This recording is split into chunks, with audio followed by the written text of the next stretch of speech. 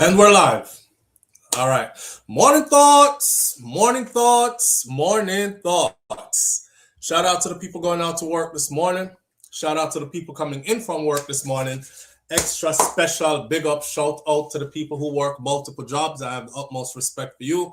Shout out to my entrepreneurs, my stay at home moms and pops, my retirees. Shout out to the drivers. Shout out to the Uber driver, Lyft driver, truck driver, taxi driver, food delivery drivers, round town and long distance truck drivers. Shout out to the crossing guards and the school teachers, law enforcement personnel, medical field personnel, military personnel. Whatever your job description is, shout out to you. Can't forget my barbers in the barbershops and hairdressers and the beauty salons and the nail techs and whatever it is you do for a living. You get up, you get out, you go work. That's you.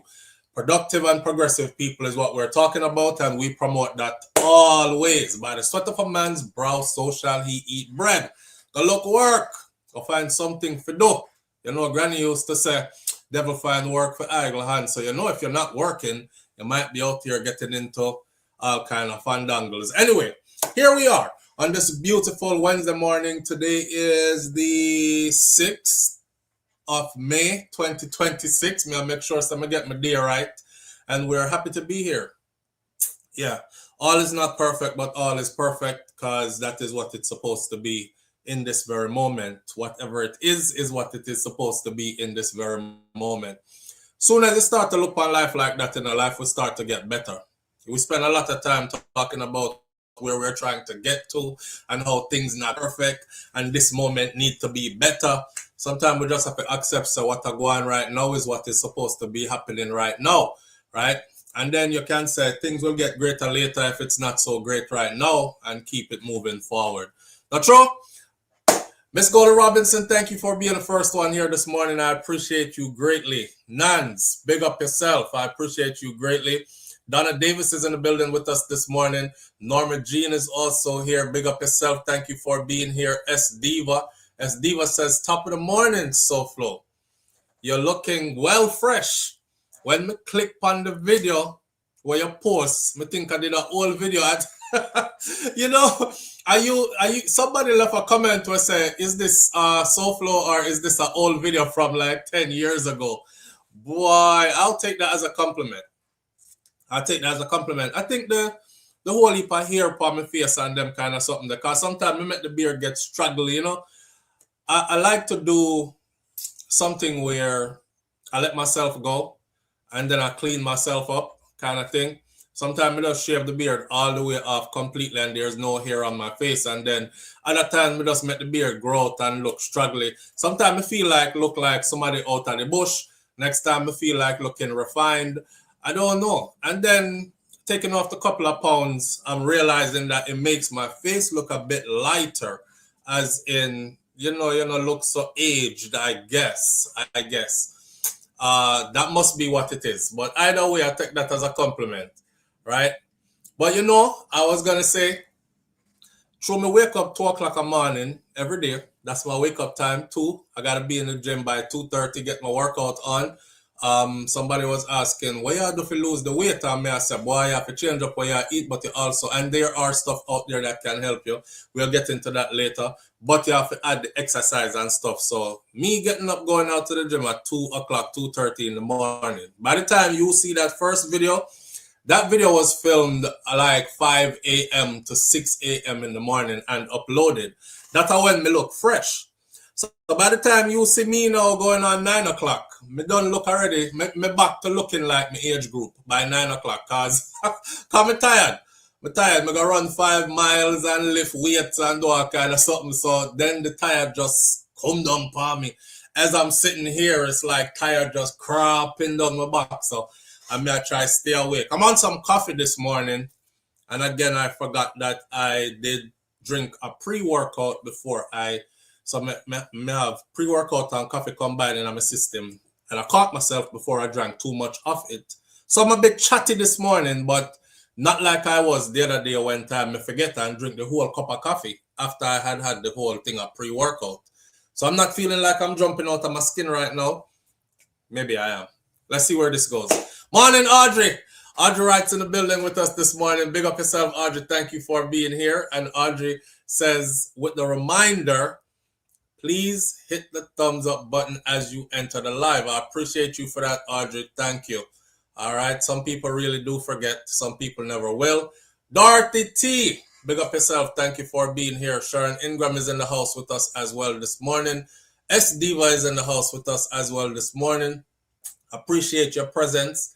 Thank you for being here. Who else there? Let's Bond TV. 5 Up is in the building bright and early this morning. Thank you for being here, my brother. Marie's Message 411 TV is in the building this morning. Marie, big up yourself. Marie's Message 411 TV is my fellow content creator sister on here. I ask everybody to go and support her. Go and check out her content on YouTube. Give her some support. Watch our content. You know what I mean? Give her like a 5-minute viewer. If you fall in love with the content, stay over there and run it up for her. But at least go hit the subscribe button. Each one help another one. Keep it in the family. Them kind of thing there. Yeah, we're Garveyites. And that Marcus Garvey said, each time you climb up the ladder, you reach back and pull the next one up with you. So them the principle that we govern on. All right. Sharon Spence is in the building with us this morning. Big up yourself, Sharon. Thank you for being here as well. I love them kind of names there. See, those names are so Jamaican. They're so, I don't even know if Sharon is Jamaican. It might just be Caribbean, but those names are so Jamaican, like Sharon. Every time you hear a Sharon, Wagwan Sharon or Dennis.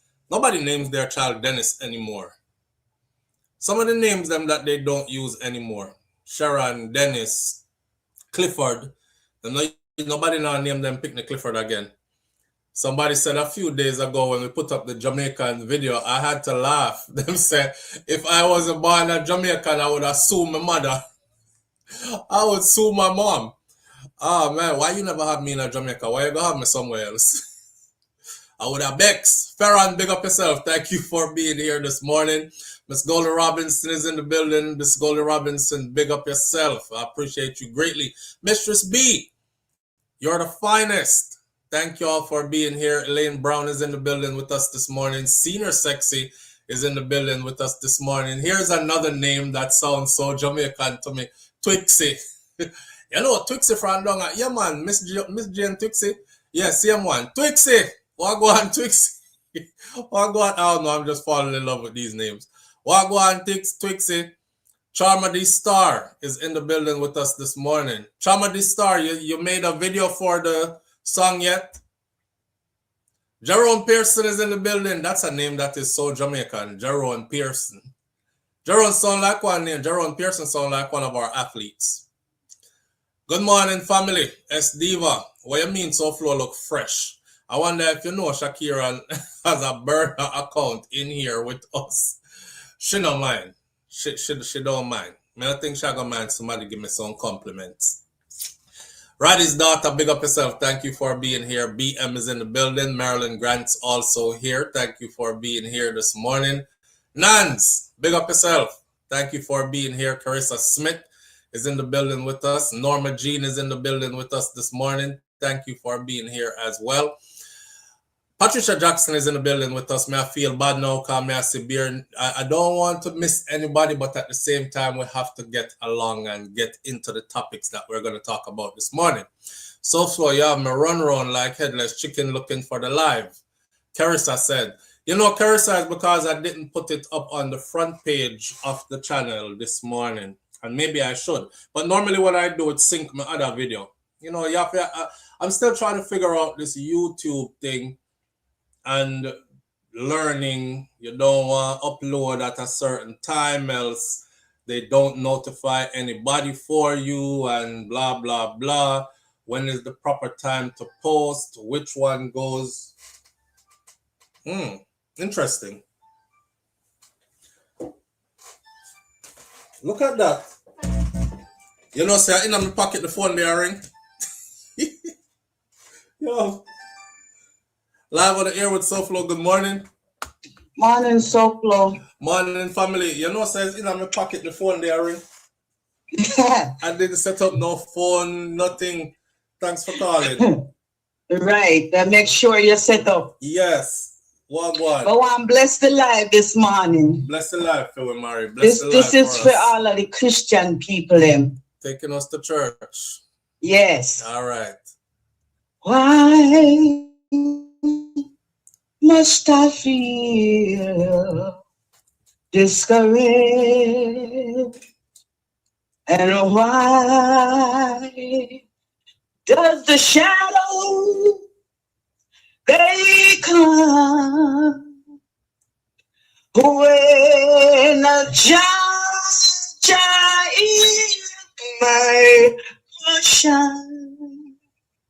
A constant friend is he. His eyes is on the sparrow, and I know he watches over me. So I sing because I am happy, and I sing because I am free. All his eyes still grow, and I know he watches over me. Hallelujah. Have a blessed day. Bless the day. You know, say hallelujah. Me don't say. I don't know. All right, big up yourself, Marie. Work, yeah? We appreciate you. Thank you so much. Have a great Wednesday. All right, you too, my friend. Mr. Big up, say hallelujah. I think Miss Ruby will thump me in my back if I never say hallelujah. But true, she got put the ja in there. Miss Ruby wouldn't have any of that. That would, how you do I spoil up the Jesus song? Put me Jesus back in the song about ja. But yeah, thank you, Marie. Big up yourself. Appreciate you greatly. Marie, go check out Marie's content on YouTube again, people. Marie also does music. And, you know, she have our musical thing. Jata Marie is her name on the music spectrum of things. But she also does her own commentary and stuff and discussions on YouTube as well. All right. Again, big up yourself, Marie, and thank you. We have some things we're going to talk about this morning. As we can tell, the phone line is live. The number to call in is 1-806-587-8953. And that is the number to call in. Use WhatsApp and you should get through. Me pay the bills. The phone is renewed. We're up on the right track. So we should be all right this morning. All right. All right. This is what we have to talk about this morning. Our topics on the table are, one, you're going to name some of the things that, you know what? No, I'm not tell you that because I'm not going to start in the comment section already. So we're going to have a Vybz Kartel moment because I am super elated. Vybz Kartel gets to be on Chris Brown's new album, and Chris Brown's new album drops in a few days. It's actually available right now for pre-sale order. The name of the album is Brown, for those of you who are into Chris Brown as an artist and his music and his artistry, right? Kartel work with Chris Brown is huge, but Vybz Kartel also have other things going on as well, including a new album for himself that's coming out pretty soon as well. We're going to talk about that for a minute. The Hanta virus outbreak on the ship has many people talking about a new pandemic is loading. Can't take a next pandemic right now, Jano. You know, so if we get hit with another pandemic right now and we have to go through what we went through before, a lot of people are going to lose it. A lot of people still have not gotten over the last one that we went through. If you remember the conditions that we were under and how paranoid we all were, and everybody was thinking like this is going to be our new norm and things would never get back to normal. So we're going to talk about the Hanta virus. There are things you might need to know about it as well. And then there's a story here we want to talk about a man that shot his roommate because his roommate couldn't pay the rent on time. I call this one Black Man Crashing Out. There's also a story out of Jamaica about a couple that got killed in a home invasion, which we have some more information about, and we're going to talk about that as well, right? U.S. military is still striking boats in the Caribbean, and they recently struck a boat, and along that, Jamaican people are complaining about their fisherman family members who have gone missing. So I wonder if them depend the latest boat that got struck. We're gonna get into what the U.S. is doing out in those waters, because you might not believe it, things have actually ramped up instead of stopping. And the great Spragga Benz has a message about helping other artists in the industry so that the reggae dancehall music and Jamaica's brand of it can stand the test of time, right? And they also have an event that's coming up with Spragga and a host of other names for my South Florida people. It will be in Miramar, Florida, but we're going to talk about what Spragga said and what we have to add to Spragga's message as well. All right? Before we start all that though, as you can see, we have a table full this morning. Before we start with all that, for those of you who are watching from the outside, I appreciate your presence here. If you want to be a part of the chat, you go ahead and get your membership, and then every time we go live, you'll be in the chat instead of outside looking in through the window. To the people them who this is not available in your areas where you are, your country, or whatever, I apologize. Again, I appreciate your presence, and I apologize. All right, but if you can get it, get it. Now, before we start any of that, I'm not even going to ask you where to start. I want to start off like this. I want everybody in here, whether you want to call in or you want to write it in the comment section. Obviously, only the people whose names are in green are able to write in the chat room this morning. So here's the question. I want y'all to name me something that caused you to leave a relationship before. I'm not talking about stuff that are deal breakers like we talked about before. I talk about something that actually caused you to leave a relationship before. No matter how frivolous it is, I want you to list it on the screen. I'm trying to see something this morning. If something caused you to leave a relationship before, it's like you just couldn't take it no more, you had to go, and you ended the relationship because of it, leave it on the screen. Make a talk about it. I'm waiting to see the screen light up with comments, and in the meantime, I sips some of my homemade iced coffee.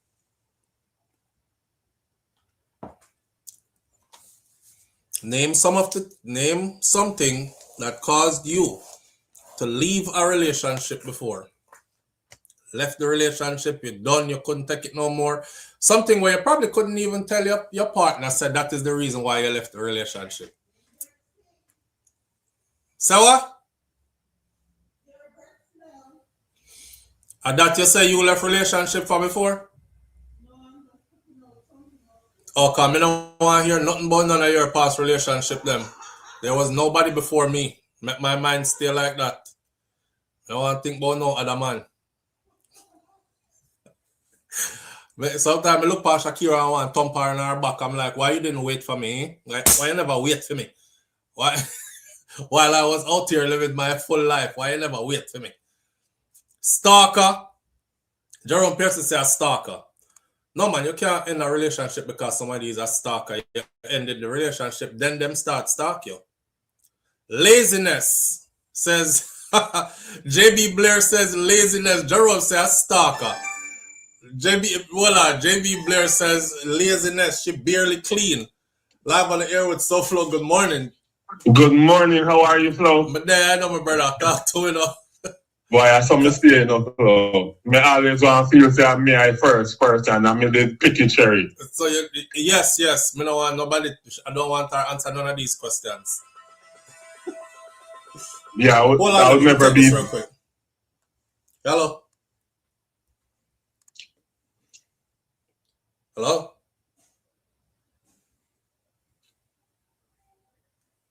Man, trying to off my phone. Yeah. Yeah. Me think there's some important caller coming. Some stalker. As you talk about stalker, that's one of the reasons I had left a relationship before. Because the person was a stalker? Yeah, and what do you they mean, love me up too much. Them love you up too much? Yeah, man.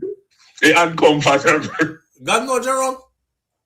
Yeah. Like, no care if me angry, they're telling me, oh, that's why I love you so much. You're so sexy when you're mad and all these things. Put me like work. Wait, what was wrong with that? What was wrong with somebody loving you so much? Like, them love you all when you're angry and all that. You're just never used to good things. Yeah, I don't know. You're a damaged man. Alright, Flo, listen to me. Just trust me for that one here. Just trust me for that one, yeah? Yeah, because I don't want to say the things that make you understand, and then the person can all listen. Okay, all right. So even though it's the past, people still carry feelings. Oh, okay. But all right. So I'm on. But then I read out the comment then, man, because may I get into everybody's comment. Sean Cassell says constant lying is one of the reasons they ended the relationship. Mistress B said the same thing, lies. But some of them, in the beginning of their relationship, when they went on the date, and the guy telling them that this is their family and they have 5 cars, they know the guy were lying. No, they just wanted to hear because it sounds good. Well, we don't know about that. So, Flo, let me ask you something. No ambition. Yeah, ask me now. I always watch the chat. Mm-hmm. And every morning I say, Audrey the type. Mm-hmm. Like up the live. You know, and some people find out one big word and then milk it. Yeah. Me wonder if you said that's all Audrey know and that's where education stop. No, Jerome, I not do that because her typing that helps me and us. So we not have that conversation there. Sharon Ingram says no ambition. Nobody with that. Go where you go, I'll call back later. All right. You're rotting. No ambition will do it. Cheating will do it. Those are typical though. I'm looking to see if there's something there that we have to go say, blow, that's good. Never thought of that one. Disrespect. That's another one. Once the respect is gone and disrespect starts to mount up, especially when it's constant, you're either leaving or you're planning to leave, but don't stay around for that. Thanks, sister. Me moving too fast. Junior Copeland says, greediness. Karen noticed greediness? Greediness as in what? Like eat too much? I mean, both eat too much greediness or... I don't understand what I mean by greediness. Obsessive behavior, says Dorothy. I'm thinking that obsessive behavior might have been like what? Somehow I have to go call in, or I have to go write more. Give us some insight into this. Obsessive behavior like what? Obsessive behavior like you're mine and nobody else is going to have you and where you're going, who you're going with, when you're coming back. That kind of obsessive behavior, I can't live without you. Stay up on the phone with me. If you're not in my sight where I can see you, you have to be on the phone with me. If you're at work, you must thief time and text me all day long. That kind of some people crazy, you know. I remember one person said, SouFLo, if me not dep on the phone with him whole day, all when me there at work, me have to text this man whole day throughout the day. And my work have policy where you're not supposed to have your cell phone for you. So me have to thief and hide round corner and text whole day. It's just too much. I think that was years ago and I actually said maybe the man care about you a lot. But if you think about that, that's a crazy Ross person. That's a crazy person. If me not there in front of you whole day, I have to be on the phone talking to you wherever I'm at. And if I can't talk, because I work me there, take out your phone and text me whole day. Yeah, you gotta go. You the type where I say I want to leave and then me end up on front page news. Yeah. Substance abuse. That one. Substance abuse, it depends. Well, not depends. Substance abuse is something that can really affect a relationship, especially if you're a man. Because you know them say once we start abuse substances, we till it stop work properly.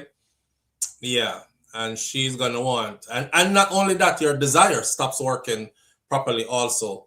So you're not even want it no more. You want your drugs more than you want your woman in front. Substance abuse can be a thing. And if you don't get your drugs, you're out of character, and you can't have a normal conversation, and you can't lay her down and spread her out properly and do what you're supposed to do because you're not depend on your drugs. It's kind of like them people that will smoke cigarette. You ever work with somebody who smokes cigarette, like a habitual cigarette smoker? If you ever work with anybody who smokes cigarettes, you end up doing most of the work. Because them always have to have them cigarette, and it's like them body tell them need it, them have to take a break and go smoke and come back and take a break and go smoke and come back. Them always have cigarette break. And then them think too. Them smell think of that cigarette smoke there. I hate cigarette smoke, I can't stand it. Them smoke ganja all day, I can smell that and I'm fine. I love the aroma anyways. I can tell the different types. But cigarette, something about cigarette when and you know what's funny? My grandfather's sister, bless her soul, Aunt Gata, my grand aunt, she used to grow her own tobacco. And when you go to Aunt Gata yard, Aunt Gata used to have the tobacco leaf, what people call grabber now. I know grabber we used to call it when we were grown up. We used to see whole leaf of it. And Aunt Gata used to cut up her own tobacco and grind it up and wrap it in a next leaf of grabber and burn her tobacco, you know. I tried doing it one time, me cough so till me never know, see I saw the grabber did rough. But now they have a grabber today, which is the same leaf. It never smells stink like cigarette. So something in a cigarette that makes I'm big up to all the cigarette smoker them, but something in a cigarette will make cigarette have one stink kind of smell. I think most people would agree with me. Because I smell grabber leaf, and grabber leaf don't smell like cigarette when it burn. And I think every cigarette smells stink. Cheating will do it. Cheating will definitely do it. Cause we not try share with body with multiple people and take up with them and put on, playing other people, nastiness and these things. Sharing energy with others. Yo, when you think about energy, you see, your partner go lay down with somebody else and bring that somebody else come back at your yard. You don't know if that somebody else have mental issues, if that somebody they have dopey on them, kind of spirit, haunt them. Now your partner carry that come back in your house. Now you and your partner and them spirit they are play around in your house, in your bed and roll around, all kind of sitting. No, sir. So cheating will definitely do it. She did too clingy, as Diva said. I guess she's talking to Jerome, right? Jerome have issues. Yes, Jerome. I get it. Overly obsessive. I guess not everybody wants to be loved in a clingy way. Give me some space, back up off. I mean, sometimes you need space in your relationship, yeah, man. You do. Nobody wants to be up under anybody 24/7, 365. I love my space. But I also like to know why I'm getting space. You know what I'm saying? So all on how you do it. But give me my space too. We can deal with my space too. Norman Jean says, I was about to migrate and my son father said he would not keep our son until I got settled. So you ended the relationship with him? You was about to migrate and your son father, the man who make the picnic with you, said him not keep the picnic until you settle. That means I never did want you to leave, right? And he didn't want you to go.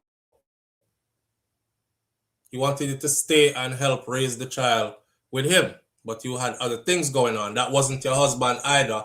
That was your son, father. That means so on upon two different agenda, not working together as a couple. She said it wasn't like that.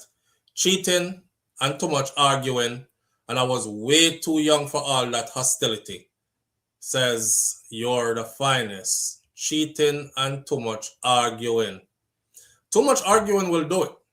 Too much arguing will definitely do it. I see people talk about whole heap of arguing good sometimes because after the argument, then you know the makeup sex is like crazy and yeah.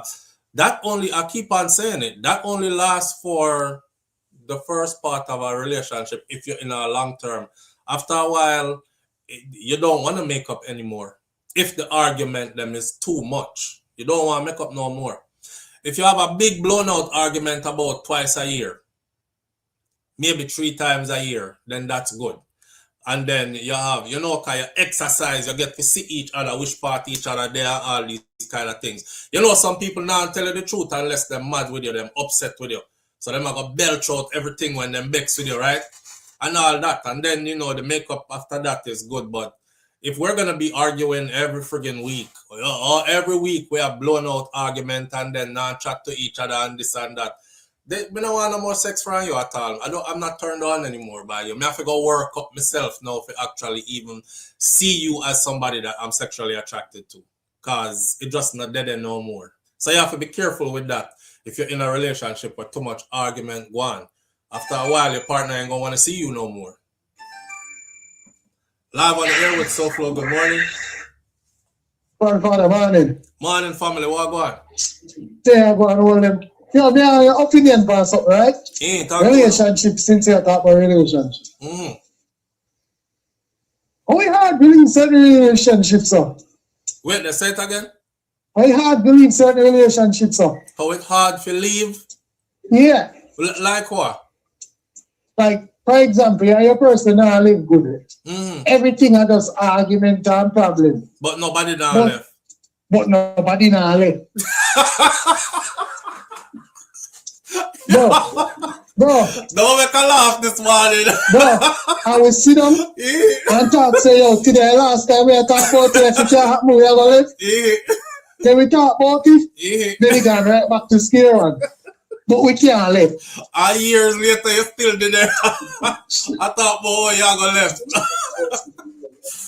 But I don't know enough. Oh, ready to give me an answer, yo. That is one to the the audience need to answer that one. That is one. That is one to talk about. Yo, we both financially stable and everything sound like we need each other to know money reason and so. And sometimes we live bad in a brother. And still not left. And we say, yo, at this time we are left. We are talk about it. And we talk about say, okay, who are going to take house, who are going to take bank account. But next week, we have conversation.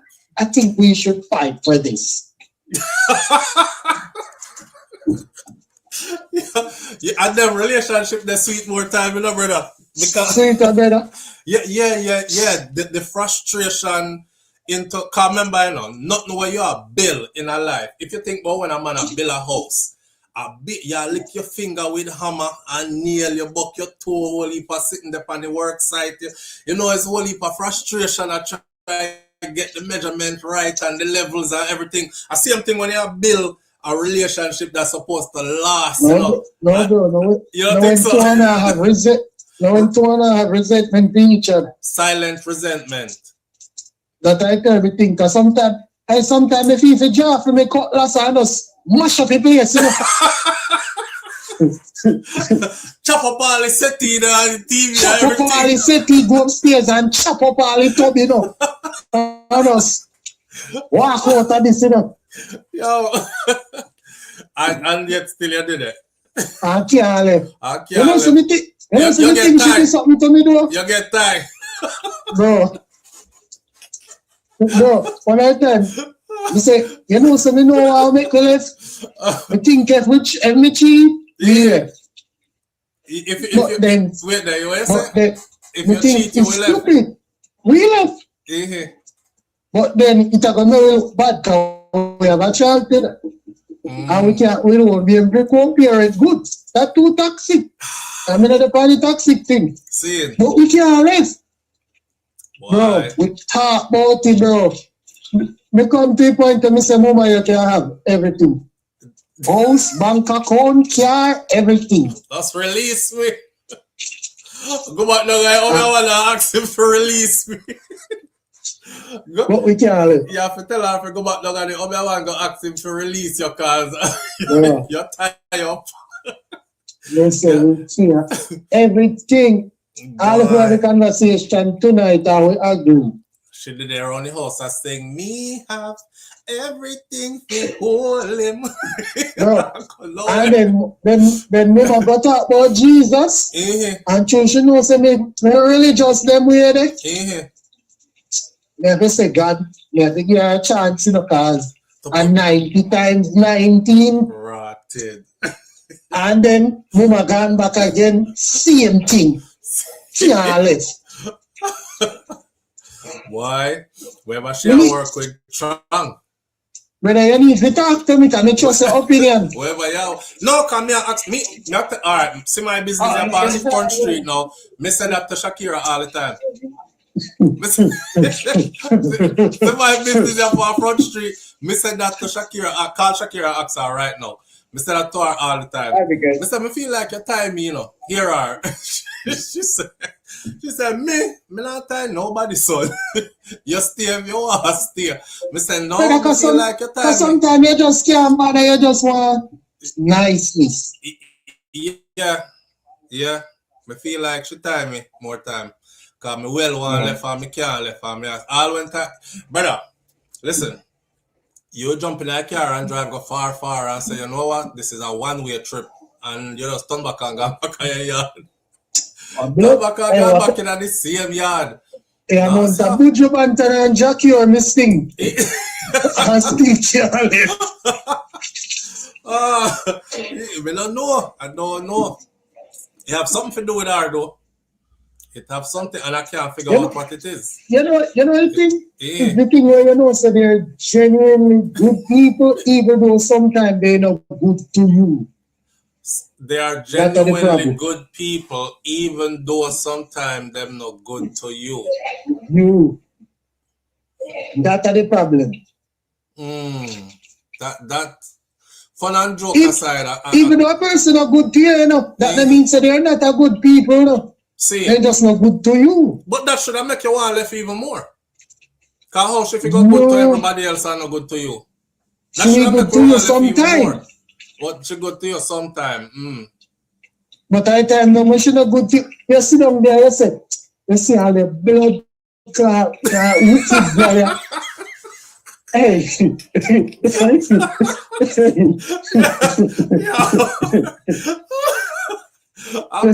It's so cool.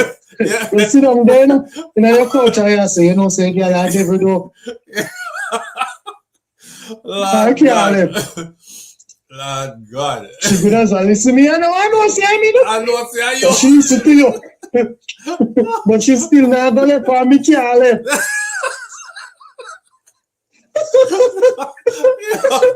Look at me, brother. We have to back out. All right, brother. Manners. Yeah. Hey, them type of relationship, the boy, I don't know. Baby, time me. Come here about no Westmoreland woman, you know. They love talk about Westmoreland women are good women. If you ever get one of them, you have a wife for life. I think them type people down there can feel them up their trunk like them weed. Live on the air with SouFLo, good morning. Oh, God, Flo. But then I don't care what. Alright, so I think I have a theory as to why. Let me hear it. Emotional Stockholm Syndrome. Emotional Stockholm syndrome. Right. That's my term that I just coined, right? Mm-hmm. Basically like trauma bonding. And then again, people get together for so many years. It's kind of like you and Shakira. How much year you and Shakira then? 10. I'll be 11 in a few months. Yeah, man. Yeah, Shakira will stab up one another, man. And then don't talk to one another. Yeah. And then Shakira say, you want some seafood? Wait there, you can't just pass that.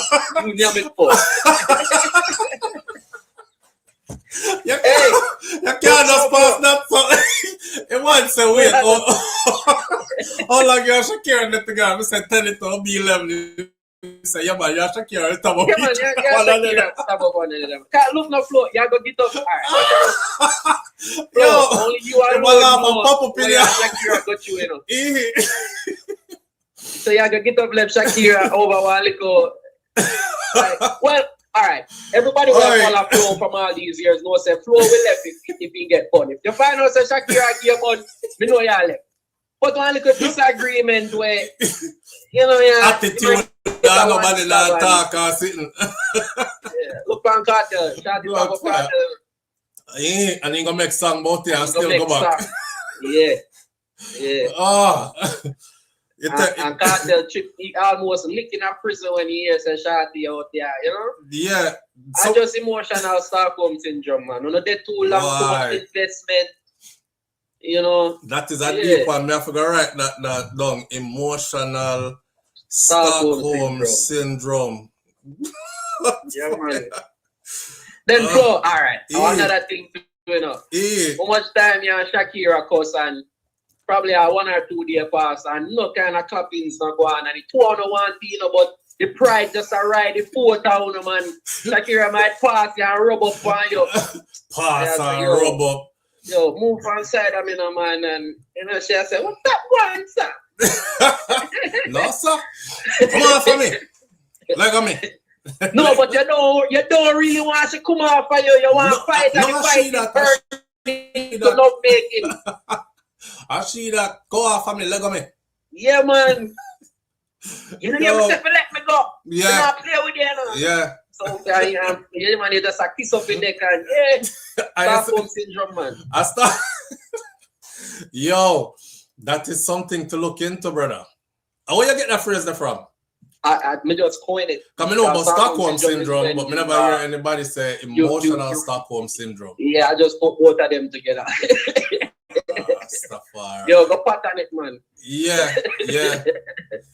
But that's my theory. Too much investment and too much together, so we find it hard to live. So we just stick it out. It's a good theory. Man, we just stick it out. I mean, Flo, look for your grandmother and your grandfather. Them not do the toxic thing, but you know, so when your grandfather talk, you know, Miss Ruby. Yeah. Mas Cleavy used to say, Miss Ruby. Miss Ruby. 2 bull carrying in a 1 penny, no. Yeah, Miss Ruby. Miss Ruby. Yeah, Miss Ruby got quiet, you know. I know that, yo, my husband that talk.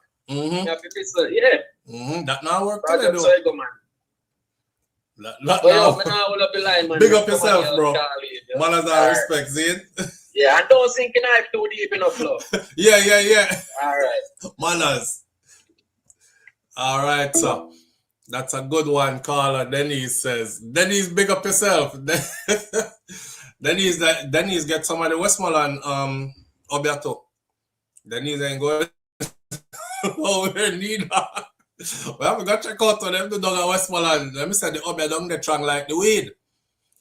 Deal breaker for me. I had an argument and the man raised him hand, but him didn't hit me. And he went to work and I took my clothes and moved back in with my dad and block him number. You did the right thing though. Live on the air with SouFLo. Good morning. Morning. Morning, family. What go on? Not a thing. We'll do this quick. All right. Repeat after me. I SouFLo. Ties Shakira. What? Weird. You ties Shakira. Yes, you heard me well. I SouFLo. Don't miss yourself. Weird. Don't miss yourself. Let me see when this I go. I SouFLo, ties Shakira, and that me say. Yes. Yes. Yes, everybody want to be on face side. You go she tie you. You tie her. Why you not say that? Oh. You tie her. So just continue to repeat it out. So each color you repeat that. I SouFLo. You are wicked. Shakira. You are wicked. You are the wicked. You got Jesus slippers. Yeah. She said we are the wicked and we cut Jesus slippers. Only Jamaican people bought and you cut Jesus slippers. You must be wicked no rat. You know what? Jesus with the bust out slippers and dragging cross going to Gethsemane. My God, are you cut Jesus slippers? Oh, you're the laugh for Shakira bust out. On a year around there.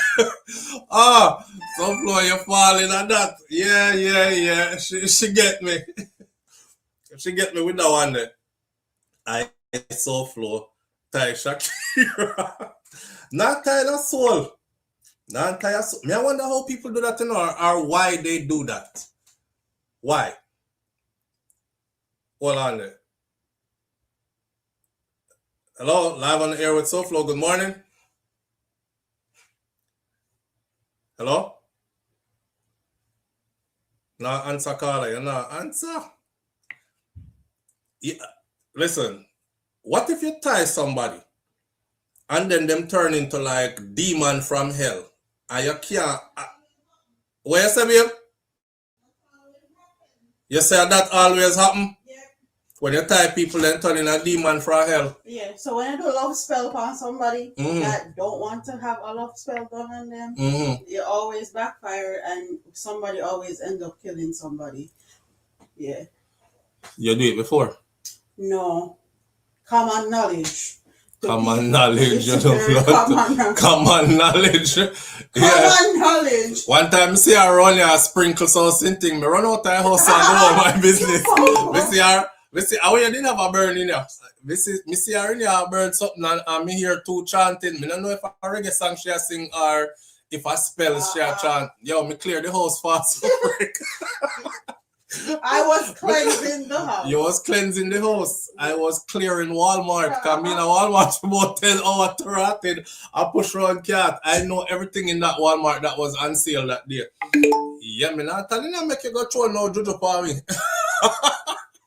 Yo, she said, and that me I talk about, like, if you do that, and then this person, like, really want to left you and can't left you, what's the person end up all stab you up or, you know, try to do something? No, so me not tie nobody. If you want left, go on.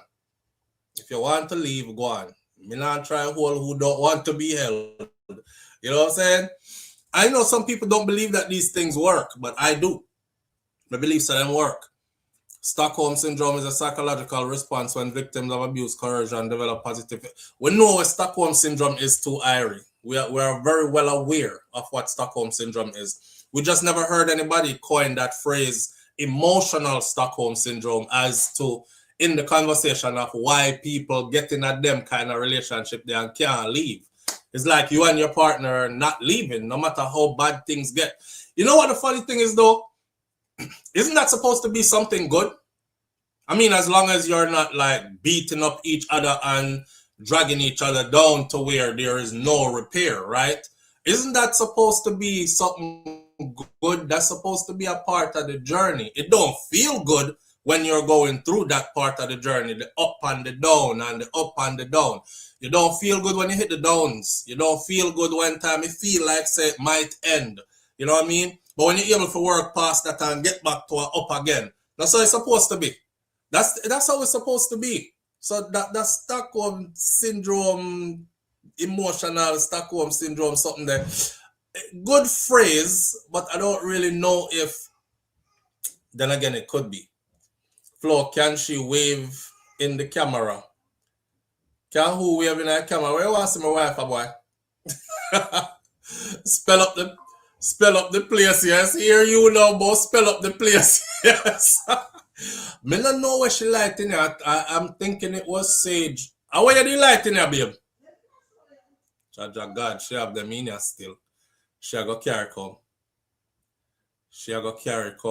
SouFLo gone back to work in Walmart. I'm gonna need about 8 hours a day in here, 5 days a week to come out of the house there. And that me did I go ask. Wait, she said she have them in here still and she a carry come show me. You not pray for me. Let me see how she a work with. Let me see how she a work with. Have me in here. Remember one woman said she lay down and get a dream, and the dream say, cause her son keep on to tell her how him want left this woman and him can't left. Him want left the woman and him can't left, right? I'm expecting a call. Hello?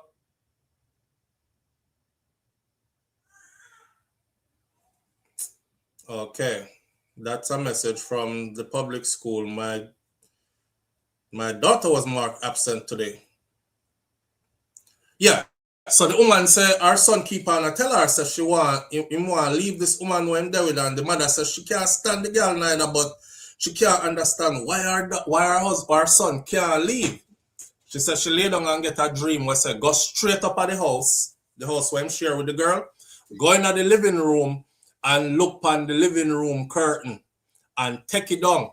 She go into the house cause her son house. She go in there and she said she go straight to the living room curtain. And when she go in there, she see him underwear. And she cut him underwear and stretch it out and use it as part of the curtain, as part of the sitting for hold up the curtain rod, for hold up the curtain in the house. And she said for her, she pop it down. She said she a cursing a man, she a rebuke, cause a Christian woman. She said she a rebuke in the house, And she said for her, she pop it down. Her son pack up him things, walk out of the house there and never went back. And years the man try left the woman and couldn't left. Boy, so I was burning this. You're Jerome about if you could just wave in the camera. This is Dragon's Blood. Dragon's Blood. Yes, this is Santo Paulo. Wait there. Why that sound like some Santeria? And this is Sage. Sage. Mm-hmm. See, I touched the same thing here. This is Sage. This is Dragon's Blood. This is Dragon's Blood. That was what I was burning in here. I always burn that. Dragon's Blood. Yes. How would this piece out their name now? Santo Paulo. Santo Paulo. Live on the air with SouFLo. Good morning. So Flo, I mean again. I will send Shakira wrap up banana leaf. Brother, may I tell you? Let's start one business. Let's start one business. Wrap up banana. Shakira, how much for that? They're not expensive. I think they're like $5. Hold on there. I know banana leaf, it look more like thyme. Sage, yes. It look more wrap up dry bush. Hey! And they sitting here. You change my mind. I know emotional Stockholm syndrome. That's how Shakira ties SouFLo. Wrap up dry banana leaf. At time, I get time, bro. Don't touch it. Go and go wash your hand. Go and go wash my hand. We have figured you out, Shakira. And next thing, I try to wash my hand and see my hand, then I just start wipe up for me. I don't know why my hand. It looks like banana leaf. It look like time. Yeah, it look like $5. So if me sell 100 of them, okay. Alright, I'm gonna look up something later. Alright, bro. Lord God. Yo, you're in the finest and them something that you encourage. May I say no? I don't know. That's so much something. Audrey say that's so much something you have to use. Me there you laugh and me can't left. You see? Me there you're laughing and can't left. I tell you something, you want left one time, I couldn't left. I have to come back and say, what you do me? She start laugh, hear her. What you mean that when me do you? I said, come on, left you and me can't left. She said, I didn't do your thing. Boy, you can't wash it off, you're done. You're done tired already. SouFLo go spin your roll. Lord God, me never hear about the dragon blood. Wait for. Me burn sage to the frankincense. Babe, I want the dragon blood for now. For what? Strength. Yeah. Like, Lord, give me strength. No, like strength your relationships in your house or strength people that live in your house. You hear that? The dragon blood is not, Lord, give me strength. His strength is for strength. It's like to strengthen the people that live in your house. Protection around them and to strengthen yourself and strengthen your bond in your house. I remove stagnant energy. Yeah, so when people come in my house, like people come do work on the internet and they come do work or run my backyard and then something that me always like that. Because I don't know where the energy they come from or what they have going on. So you can go back with them. Go on back with them. Yeah. And then the sage is for cleansing. So if somebody come in your house where you don't want to stay in your house too long and then something there, you can use sage. Seeing. Yes. Shakira is rocking her natural hair. I mean, I tell her, say, at that at the time, she looked the most attractive to me. I could work with all the other stuff, the weave and the wig and the whatever else she do and the braids and whatever. But anytime her hair stay like this, and the sexiest for me. I like it just like that. Yeah. Ah, boy. You look like me type of choke. I hear what me there I go talk about now. Tuesday Jane says. Tuesday Jane says to strengthen the tie. Blood fire. Yeah. You know what? Nothing wrong with getting tied to who you want tied to. Is when you get tied to who you don't want. Then that's a problem. That's a problem. Strengthened for the tie. And when you get tied to who you don't want is a problem. Flo, if I were you, I am sleeping with one eye open, two iris. You know, so one time when me and she have any argument or nothing, I don't eat in there, no. Me not eat nothing in there when me and she have argument. Well, I don't eat what she cook. I don't eat what she prepares when me and she have argument. I just so me stay though. And not that she had do me nothing. It's just that I am like that. If me go out somewhere and say you invite me out, and me go in your yard and you know have a barbecue, cookout, backyard, whole heap of people there and stuff. If me see one funny look from you or any of your family members, I don't want a plate. I don't want nothing to eat from you. Me go buy one bottle of water or take a water with seal out of the case. And I'm good. Me make up story too. Yeah, my belly hurt me from morning. Me have diarrhea, you know, but me don't want to spoil up your party or nothing like that. Me take a plate to go and I will dash the plate as far away from me as I can as soon as me left with it. So I'm very funny about how me consume my food. And next thing is me not sleep in the same room or same bed neither. I got in the next room in the house and me lock the door and sleep with the gun right there. So because I see too much story where man go sleep or woman kill them in them sleep and vice versa. So you know I'm just paranoid as hell. Back to sender. You sound like my husband. Karen Smith said me sound like her husband. Yeah, you know. Yeah, you have to remember something, right? You see these women, these Caribbean women, I'm telling you about Jamaican woman. You remember a woman when named Nanny? Yeah, Nanny. Nanny wasn't just Nanny. I did whole heap of them where did still like Nanny. That Nanny after maroon blood still running at the woman them. That's I mean I sit enough man say if you know how dangerous all for woman them can be. Wars are fought on many different fronts, friend. Yeah. So me if we have anything, me take myself go somewhere else. I'll be here. I'm not leaving.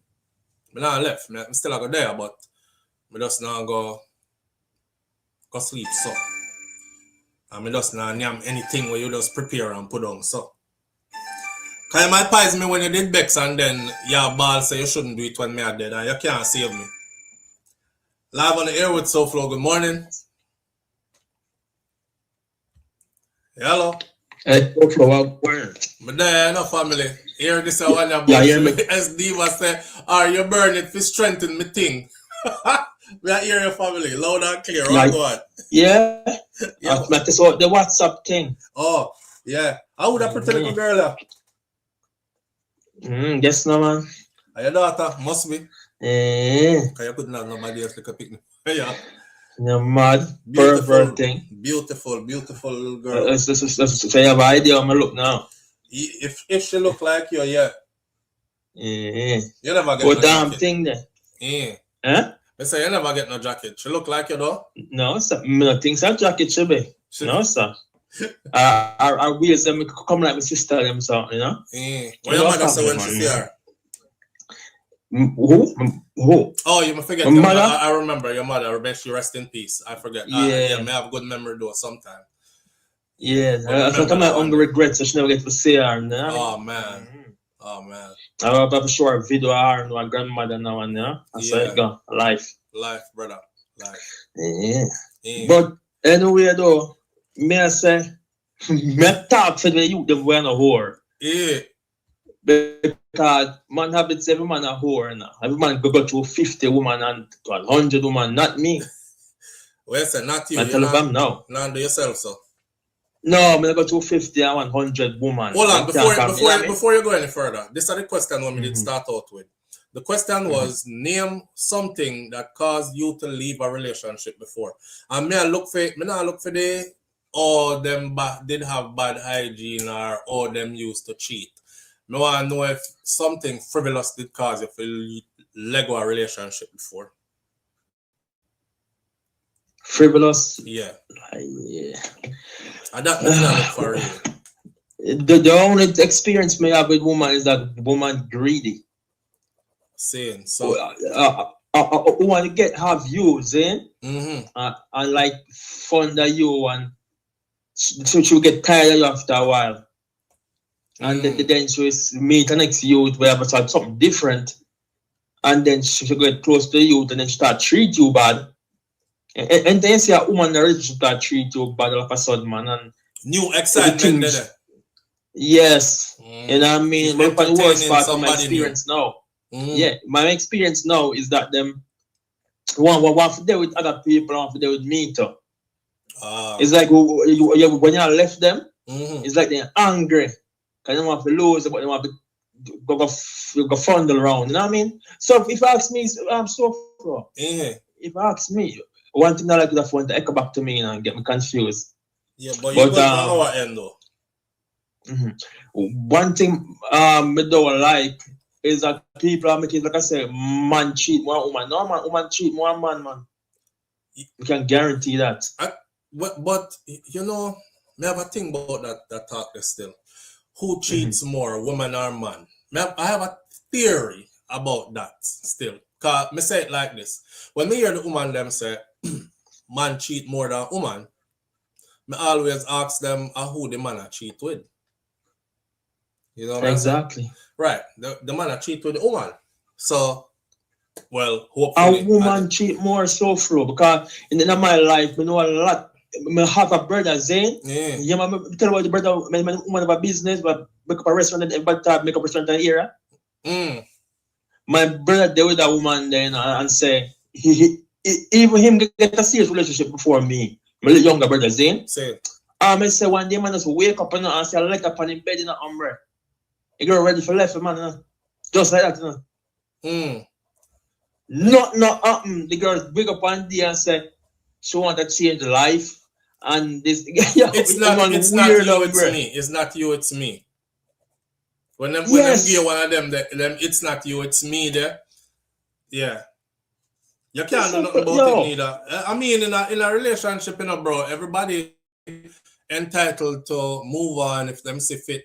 The thing is, the only thing me have a problem with is when you stay and try play somebody because of whatever reason you might have. Like some people, them will hang around because the person who them a try left is genuinely a caring, good, providing, protecting kind of person.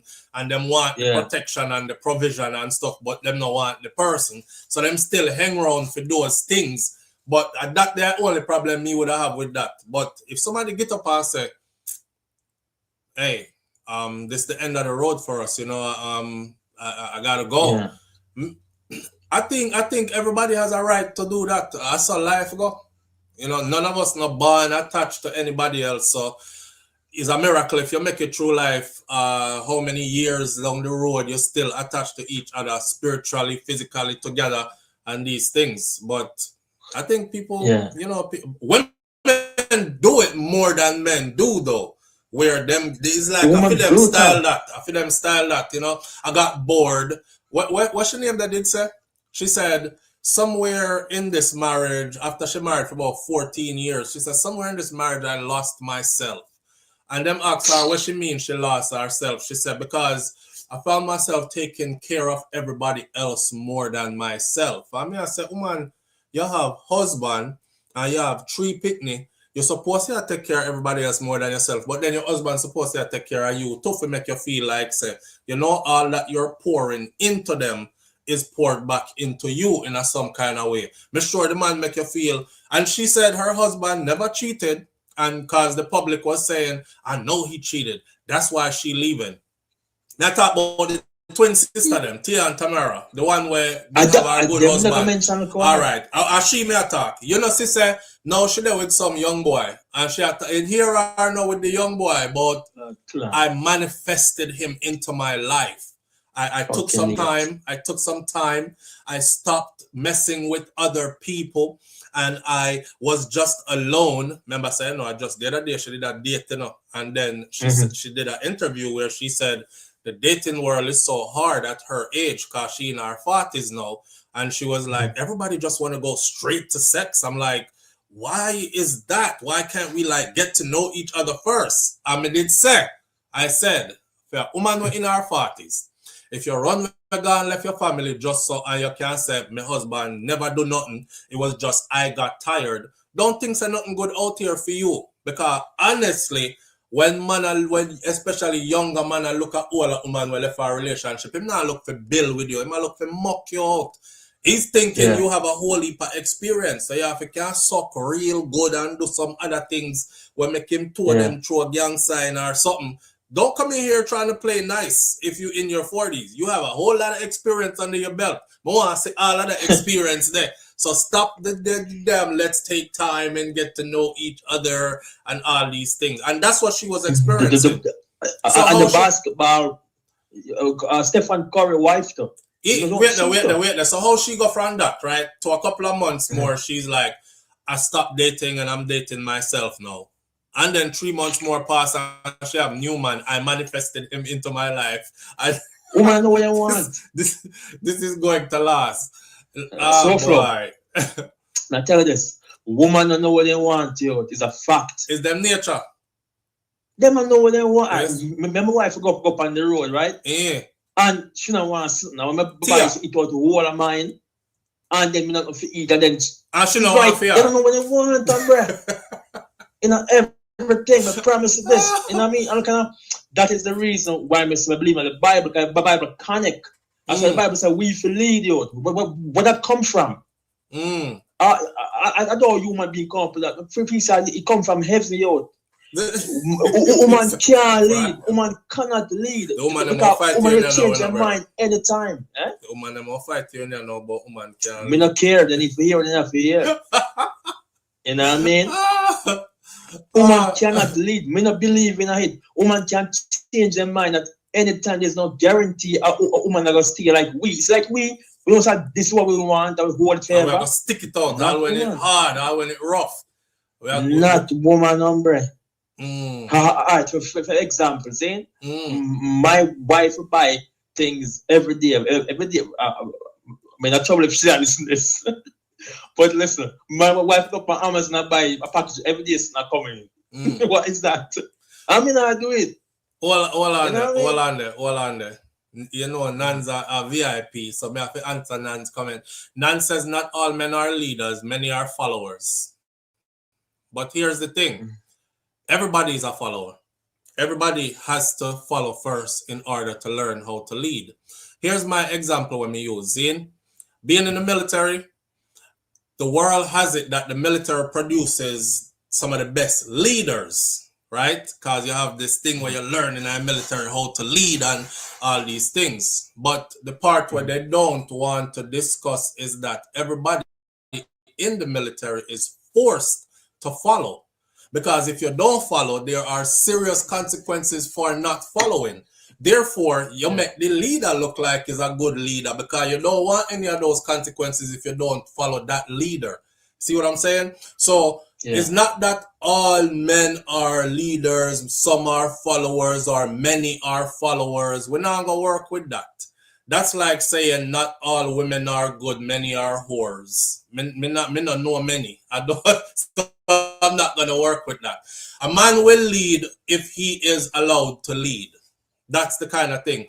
And I find that many men are willing to lead, but they are not willing to fight you in order to lead you. So them get labeled by some woman as him and a good leader. You know what I'm saying? So the man not gonna fight you to lead you. This is one of the reasons I believe the Bible again. But this makes sense. See? Yeah. The Bible say the woman, the only thing you do to make sure, I say a man love you. Only thing you do next is respect the man. See? Simple and thing so that once simple love thing you, that. Simple thing. He Yeah. gonna lead. Simple thing He that. gonna lead. You understand what I'm saying? Yeah. Yeah, but you have to allow him to lead. And not only allow him to lead, you as a woman is supposed to build him up in his leadership role. You're not supposed to tell him saying can't lead. You're a woman to understand how powerful them is. All right, you get a man and you choose him, right? You find out him can't lead. You build him into a leader. And that's supposed to go on. You supposed to build him into a leader. You can speak words of encouragement into him. You can build him into a leader if you feel like say him can't lead. But the thing about most women is this, right? Or some women is this. You're not who they want to follow. So them are going to tell you, say, you can't lead. You're not a good leader. You can't lead me nowhere. Cause I know she want to follow. She want to follow somebody else. So, cause trust me, she followed somebody else before and she end up turning somebody yam head and that person wasn't no kind of leader. You know what I mean? But no, she don't want to follow you. So yeah, you are not a leader or you're not a good leader.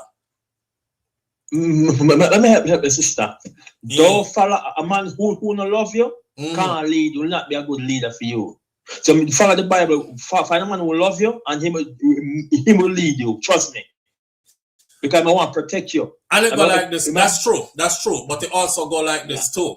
A man who you do not respect and his words mean nothing to you, that man will not be able to lead you either. Yeah. You see what I'm saying? Yeah. No man, if the man now get no respect from you and no energy from you, like strengthening him can't lead you neither. Yeah. You know, me showed by my wife just earlier because she get something kind of sound respectful. Showed by her and she shut up same time out of respect because she knows that we don't want man to shout by her, so she lead to shout by her. No, me hear you, but me I wonder who Crystal J talk. She says she make her own money, so she's free to buy what she wants. Lucky thing she not depending on you to buy things for her in this day and age. I think she talk about you.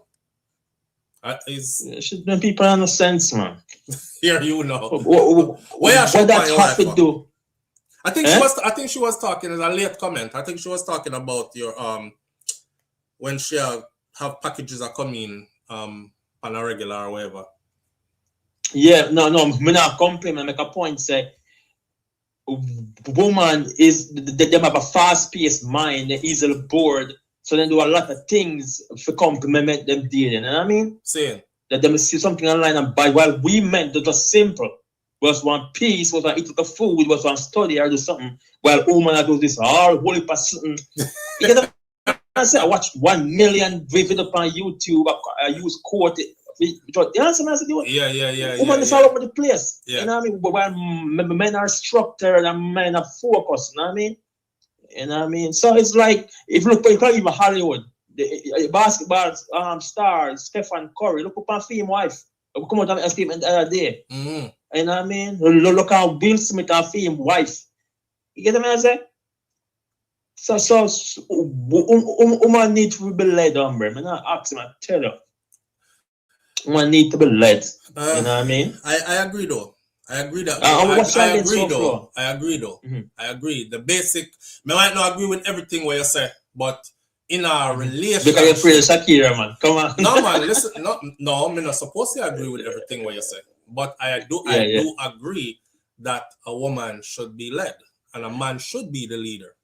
But the part when I talk about that complicate the thing is if that woman allows that man to lead, then he will lead. If she don't allow the man to lead, then she should either step out of the way and let some other woman who will allow him to lead. Because it's not that he's not a good leader, it's just that you're not a good follower. You know what I'm saying? Yeah, or you're not willing to follow his lead then. So you create issues to make it seem as if he's not a good leader. That's the problem a lot of the times. Yeah, look at this now. Yeah. Which I used to live first, see? It was cheaper. No, I must live in an expensive place, like we live now, right? But because my wife so I pay too much now, we can save all the money there. And maybe tell us, no, you have to pay for the life where you want to live. You don't have to live in a place where you have to worry if people are broken, you can look out the glass and thief out things in your car or for safe in the house when we're gonna work and so. I'm up on the road and stuff. So some my pay for that place, my family is safe. See. You know what I mean? Them can come out and walk in a apartment complex and feel safe.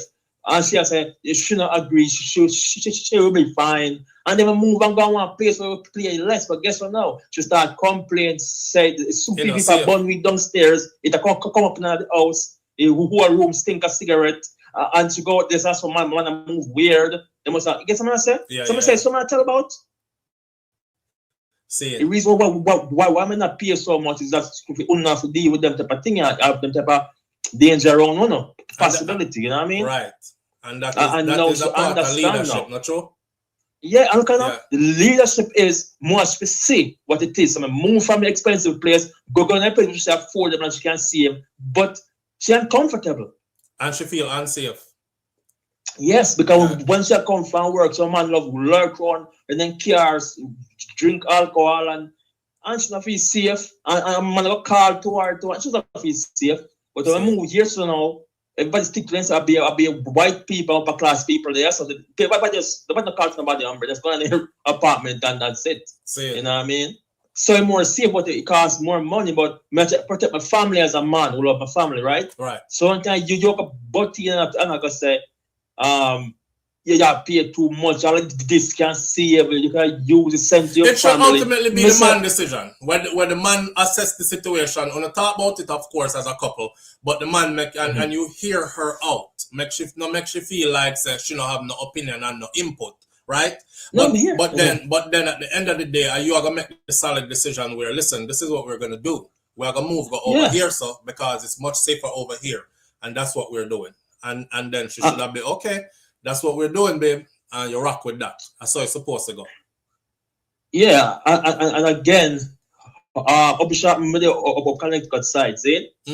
Was living at the south, Zane. But I tell my wife, I'm too short south with the law. Because I really read the law, the land where I'm going to live in. I mean, I like how it's on. It's too risky, the law. Maybe the law by citizen, but what up and not, it's more good for black people. So someone family prefer, although it too cold up here, but for a black person, it be better for me to go south. Man look south, isn't it? To me. I don't know. You know, but what do you think about that? Because your law is concerned. I live anywhere now. I'm not really business about law. Cause I'm a law abiding. Yeah, I live anywhere. Cause I know how to get by, kind of thing. But look here. You know, if I'm gonna thrive in any environment I'm put in. Our Texas, it's like a hard if you're a black man. Me not think like that. Me not think like that. You think like that? No, cause remember, in occupational therapy, I'm licensed in Florida and in Texas. And let me tell you about Texas, right? Me go in the far parts of Texas where if you go out there, so you're not gonna see too many fluid kind out there. I'm usually the only fly in the buttermilk, we call it. So people look for me like this when them see my kind way out there. So when I talk about the big city them in Texas where everybody there where that's black. I go to those places like on weekends to get away from the little pocket them when we go in and go get the money. But in those little pockets that I go, I'm talking about people walk around with them gun out and they talk like this here, but it don't bother me. It don't bother me because cause them strapped up. Me I shoot first. I promise you that. But me not there for no war. When call police, what? You know what I mean? Call police for what? Me not do nothing. I'm usually in my scrubs. I'm usually in my scrubs. Me get pulled over already. Police see me. Police talk to me. Them. I'm not. Me not scared. And me no move like race have nothing to do with it. No, I'm not blinded that things can happen, but I've seen, let me put it like this. There's a certain way to deal with things where it don't escalate beyond certain levels. You know what I'm saying? Yeah. Now, a lot of the videos that I've seen where things escalated beyond a certain level, it was it's kind of like saying this. It's kind of like saying you have to know when to fight and when to just let go the fight and understand what take place right now, because no way you're going to win this fight, and basically adapt to get along or do what is necessary to get by this moment. And let me give you an example. Yeah. I see police pull over our brother, and the brother wind up him window all the way up. So the police now come up to him window, and the police attack from outside our window like this with him hand, and him realize that the guy inside is videotaping the black dude, but him not wind down the window. So the police I said, put the window down. And knock on the window. The guy, no tint not up on the window or nothing, the guy put the window down a little bit like this. And him say, that's all but I'm required to do by law. I can hear you clearly and I can see you and you can see me. What is it, officer? I hear me now to myself. That is the type of shit that you see white people do on video when them try to tell you about know your rights. But your ass have forgotten that you're not white, so you can't do that. So again, this are going to escalate and you're not going to win that. What do you think of the next thing the police said to him, the white police said to him? I'm going to need you to go ahead and step on out this vehicle. You see what I say? So we have to know how the place where we in and how to flex in the place that we're in. I'm not going to get pulled over in Texas by some white police officer wearing some pum-pum shorts and one big gun pan him hip and one cowboy hat. The outfit don't even match. Me know same cross miserable and angry already if you see me I come through that. So what you doing around here moving that fast, boy? I'm heading into work, officer. My window done down, my car all the way off, my two hand them up on the dashboard. Anything else you want to ask me, that way I comply with, because I'm about to finish this up in 2.5 and be on my way.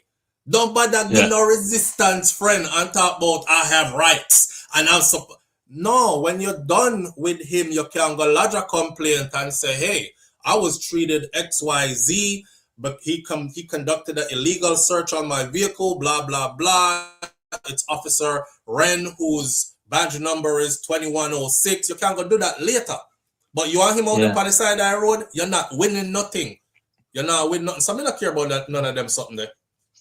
Yeah. But I know still, that's the reason why I left from the south and come up on the north side. I feel as if I have more rights up there, so and I'm seen as more human, so I come closer to where I can feel safe. Where you then now? Connecticut. Oh hell no. Oh hell no. My dad live up there. My siblings live up there. No sir, no sir. Me good long as and I saw to part with it. First of all, my gun them big. I'm gun them enough. I'm out them around me all the time. And them can't shoot, me can't shoot too. I kind of like the South. I prefer the South. Me not go up there, sir. Me good. Oh, my wife is wrong because it's South, because more freedom, things more cheaper, and you can get a house for, you know what I mean? It's more certain amount, and I don't know. Don't get it twisted. The South have its freaked up places, but you can, like, where I'm at is ideal to raise children. It's ideal to raise children. You know what I mean?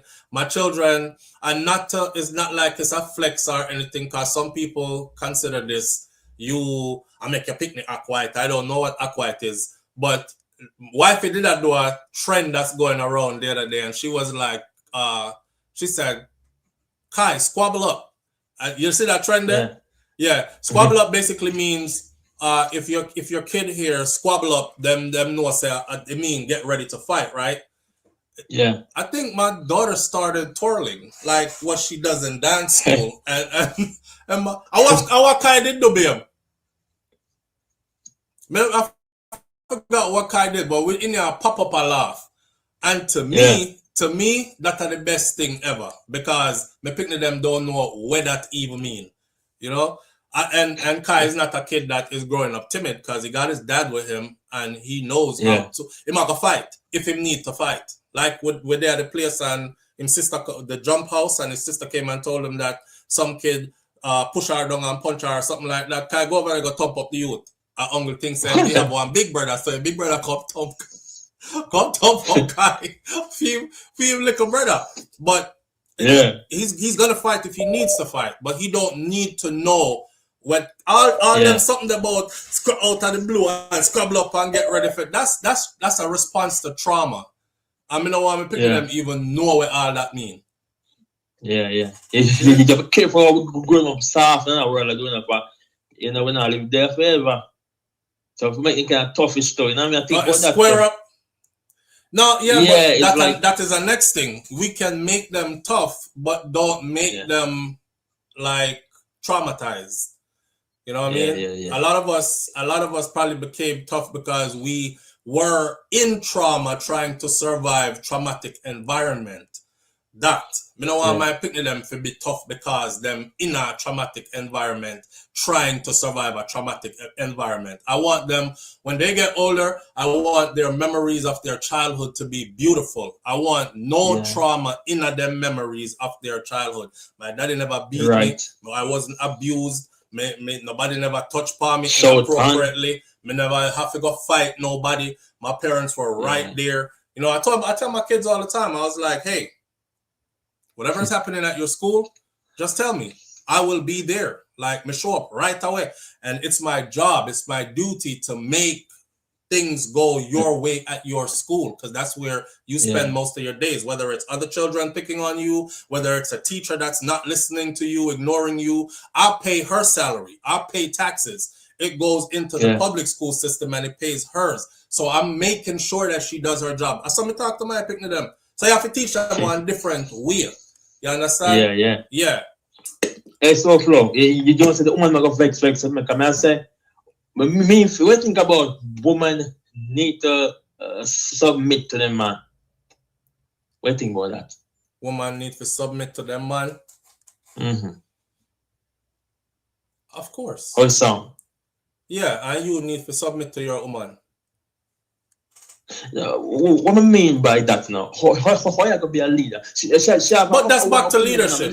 That's back to leadership. When my wife talks sometime, me listen to her. Me just shun her up and say my way or the highway. You know what I mean? Right. Because she's a human being too. So me listen to her, but after me weigh the option, I say no, we not do that.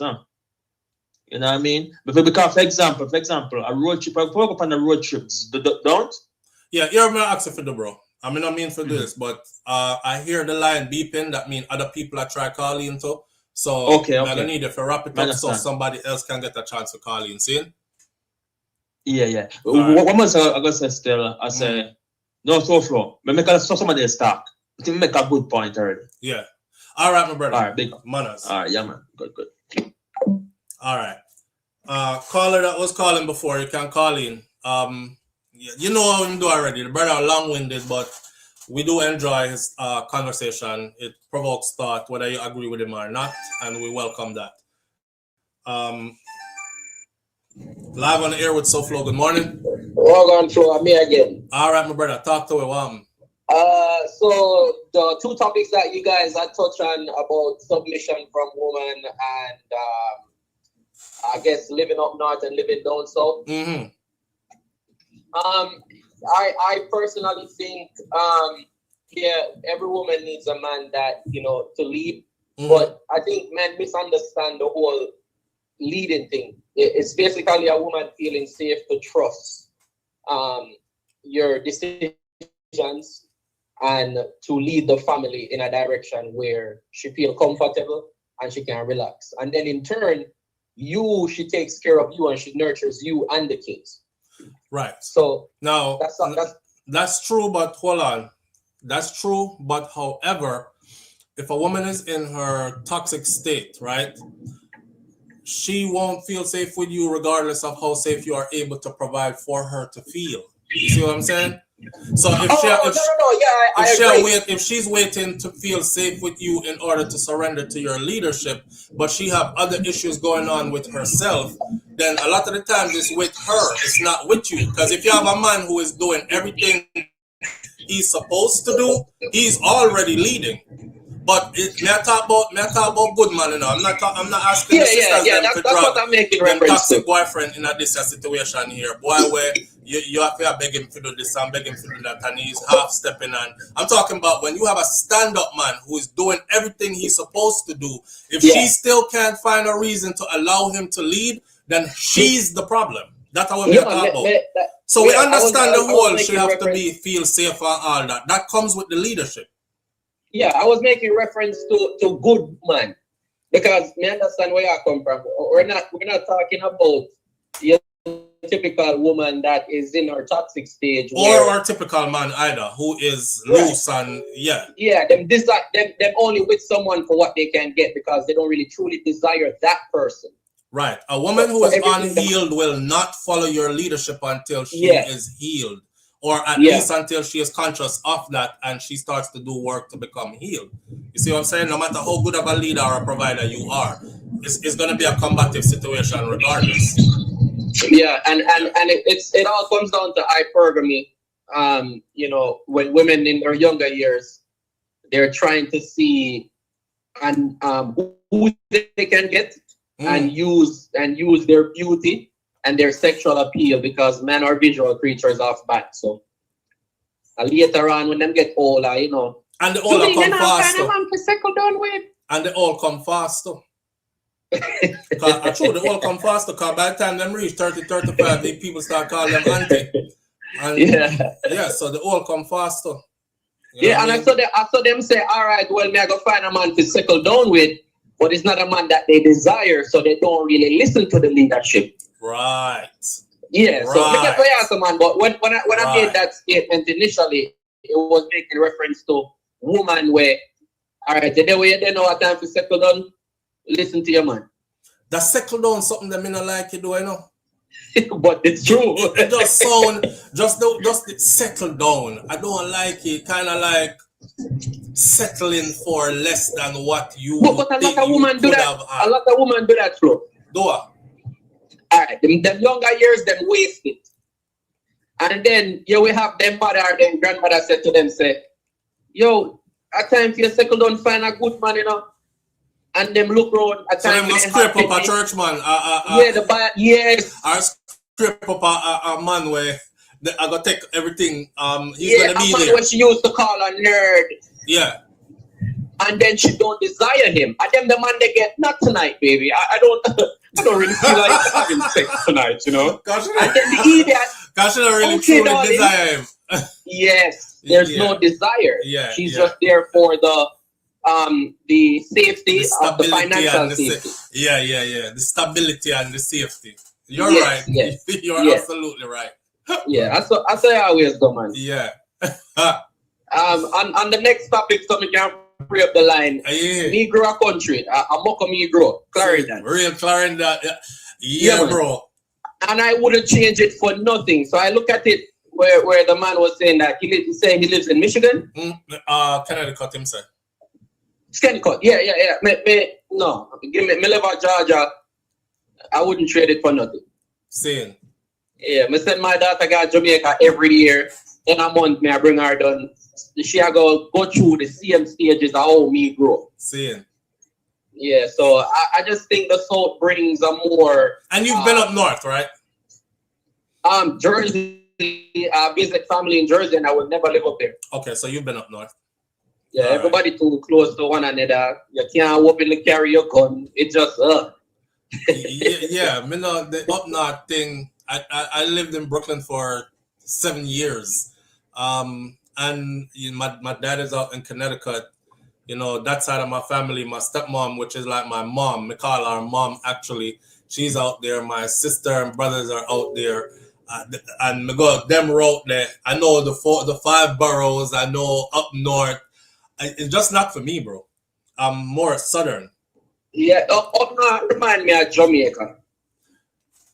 Like these like, so for instance, you have a high crime area. You think gunman give a damn about laws, and you know, at least down here in the South, most of these states, they give you an open carry as long as you're a resident of the South.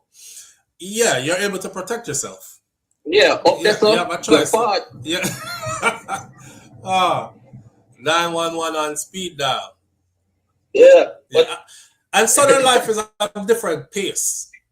Southern life is a different pace. I find up north people them move really fast and them talk really fast and all that. And down south, you know, it's like you get a chance to kick back, really. And I don't know if I did remember, and I did call in a couple weeks ago. I'm the young man where I raise my own chicken and cow and them things. Yes, man. And and you have your company and I can't live up now, brother. Yeah. Because my 7-year-old know if we cut off chicken head. Seeing. And this is living in America. Yeah, my teacher, you boil the water, mama, you dip it, you pull up and you plug chicken. Yeah, I can't live up now. Real Southern, real country. Yeah, but I now hold up the line flow, make somebody else calling. All right, my brother, Manners here. All right. I love when we start a topic and it takes us somewhere. You know what I'm saying? That's why somebody was like, well, they used to do this all the time. This one person especially, every video we put up, get to the point. I'm like, I don't want to have a point to get to. We want to explore many points. You know what I'm saying?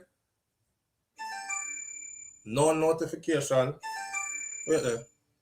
Keep calling. Don't hang up. Okay, here we go. Live on the air with SouFLo. Good morning. Yeah, SouFLo. In family, what going? Well, we're on the subject of relationships and things we don't like. There was a time when I loved a man that was very sexually active. Like, I could go for like him want to thump it up whole day, every day, I could go 4 days out of the week with sex and don't have a problem. And then I got with a man that I thought was like that. But then I realized no amount of sex was enough to satisfy him. No amount of sex that I gave him. If me flip on my head, no matter what me do, it's not enough for him. And that turned me off. That turned you off? Yes, because you started feeling like him definitely I got cheat because you're not in the mood all the time, but he wants it all the time, like him can't satisfy. This man was addicted to pornography. Yeah, that's an issue. This man was addicted to pleasing himself with his hands. That's an issue. He would be on social media and that's all that he would look at. Oh wow. He was addicted to sex. Yeah, that's an issue. I noticed that it wasn't just the sex that he was addicted to. He had addictions to whatever substance to cope with avoiding facing himself and dealing with himself. When you say a substance, what do you mean? Like alcohol, like drugs, smoking weed. Like he work good money, but him spend more time money on weed. He spend more time money on alcohol. I think that's what Nans was talking about earlier, like the level of addiction there. Yes. If you want in a relationship. Yes. So that's interesting. So I realized that no matter what I do, it's never gonna be enough for this man. Yeah. I'm not enough woman, and no woman is enough for him. And that's the he's last gonna thing do this with every woman that he's with. That's the last thing anybody wants to feel if they're with somebody, right? Is that you will never be enough for this person. You might as well pack up and go on at that point. Exactly. Yeah, it's true. So that was my take on the whole thing. Did you end that because of that? Oh yeah, I divorced him. Okay. Yeah. That's the narcissistic man I divorced. Okay. And I must tell you, not all narcissists are pedophiles, but all pedophiles are narcissists. Interesting. Yes, and they're addicted to sex. Interesting. That's the first thing they do to connect with you when they meet you. They want to have sex with you immediately so they can bond with you and suck your energy. They live off of that. Sex is a powerful thing, you know. They live off of that energy. That's how they survive. Yeah. Wow. Sexual energy is one of the highest energy. It is. Absolutely. It's like a crack or cocaine. Yes, absolutely. Absolutely. And there was a sister who did lecturing, right? And she said, sister, I think I have the book up there, The Black Man's Guide to Understanding the Black Woman. I forgot what that sister name is. But if y'all ever get a chance to read that book, read it. The Black Man's Guide to Understanding the Black Woman. Matter of fact, hold on, let me show you. Let me grab one of my books right here. This is the book. Sister Ali, Shahrazad Ali. This book right here, The Black Man's Guide to Understanding the Black Woman. This book right here talk about all them things that we I talked about just now. And it talks about like say the addiction that comes with, and you know, like the energy that comes from intercourse, and like a woman will be hooked because a man lick a certain area in her where a next man never touched that before, and now she like super addicted to him, but she can't keep up or satisfy his urge because it is so much kind of thing, right? But it's because and of we his have to own understand, addiction, and she'll never be enough. Yeah, we have to understand. This is not just a male thing or female thing. Man or woman could be like this. You have women who are addicted to sex the same way. Yeah. True. Absolutely. So I'm not just gonna group it as like just men do this. Right. True. Very true. That's my take on it. That's a good take. So if you're with someone and you see these signs, you're enjoying sex with them, but you're seeing that it's getting to a point where you will never be enough. Even when you're at work, then why you for those sexual things, going to the bathroom, do this, show them this, do that. Maybe just a bit freaky. I want to you. That nothing wrong with that. Or is there a point where you draw the line? I mean, look, if me just leave you this morning, I will do something in the shower before me leave go to work. And by 12 noon, you call me and tell me if you go in the bathroom, go do something, or show you some picture or something. My granny back foot. You're addicted. You just see me this morning. Yeah. And you can't wait till me come home. Yeah. You there work too. Focus on your job. Let's just so flow. Hold on, Marie. Somebody asking, Tuesday Jane asking if this is something that you still look for in the initial stages in a partner as a qualification from a partner, or no? Okay, what is the question? She said how you went into the relationship with your initial desires.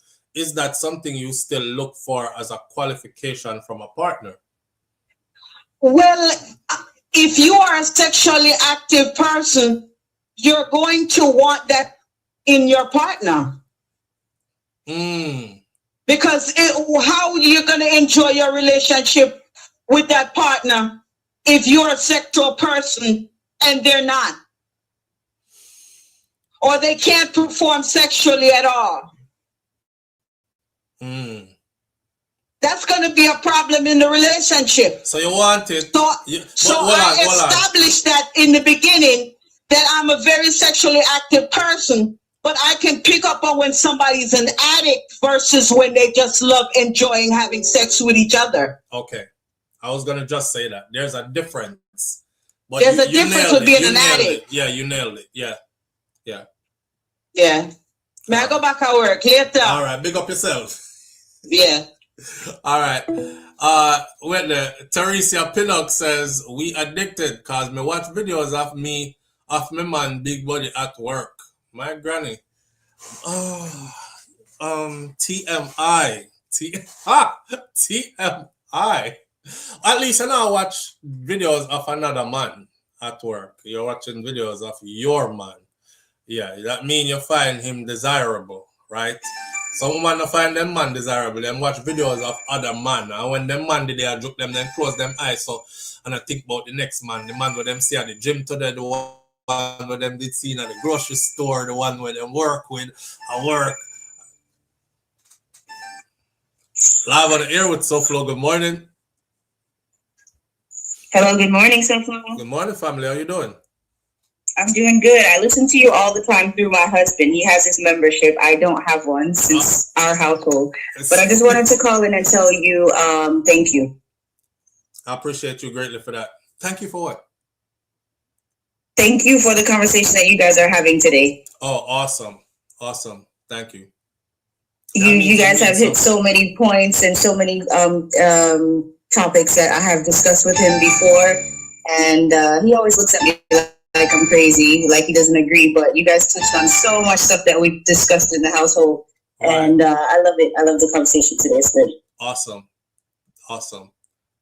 Well, I appreciate you. And tell your husband, big up. Thank you. Appreciate you too. Keep doing your thing, man. All right. Have a good one, yeah? You too. All right. Bye. Live on the air with SouFLo. Good morning. Caller. Live on the air with SouFLo. Good morning. Come on, caller. 13, 14, 15 seconds in. You fight to the phone.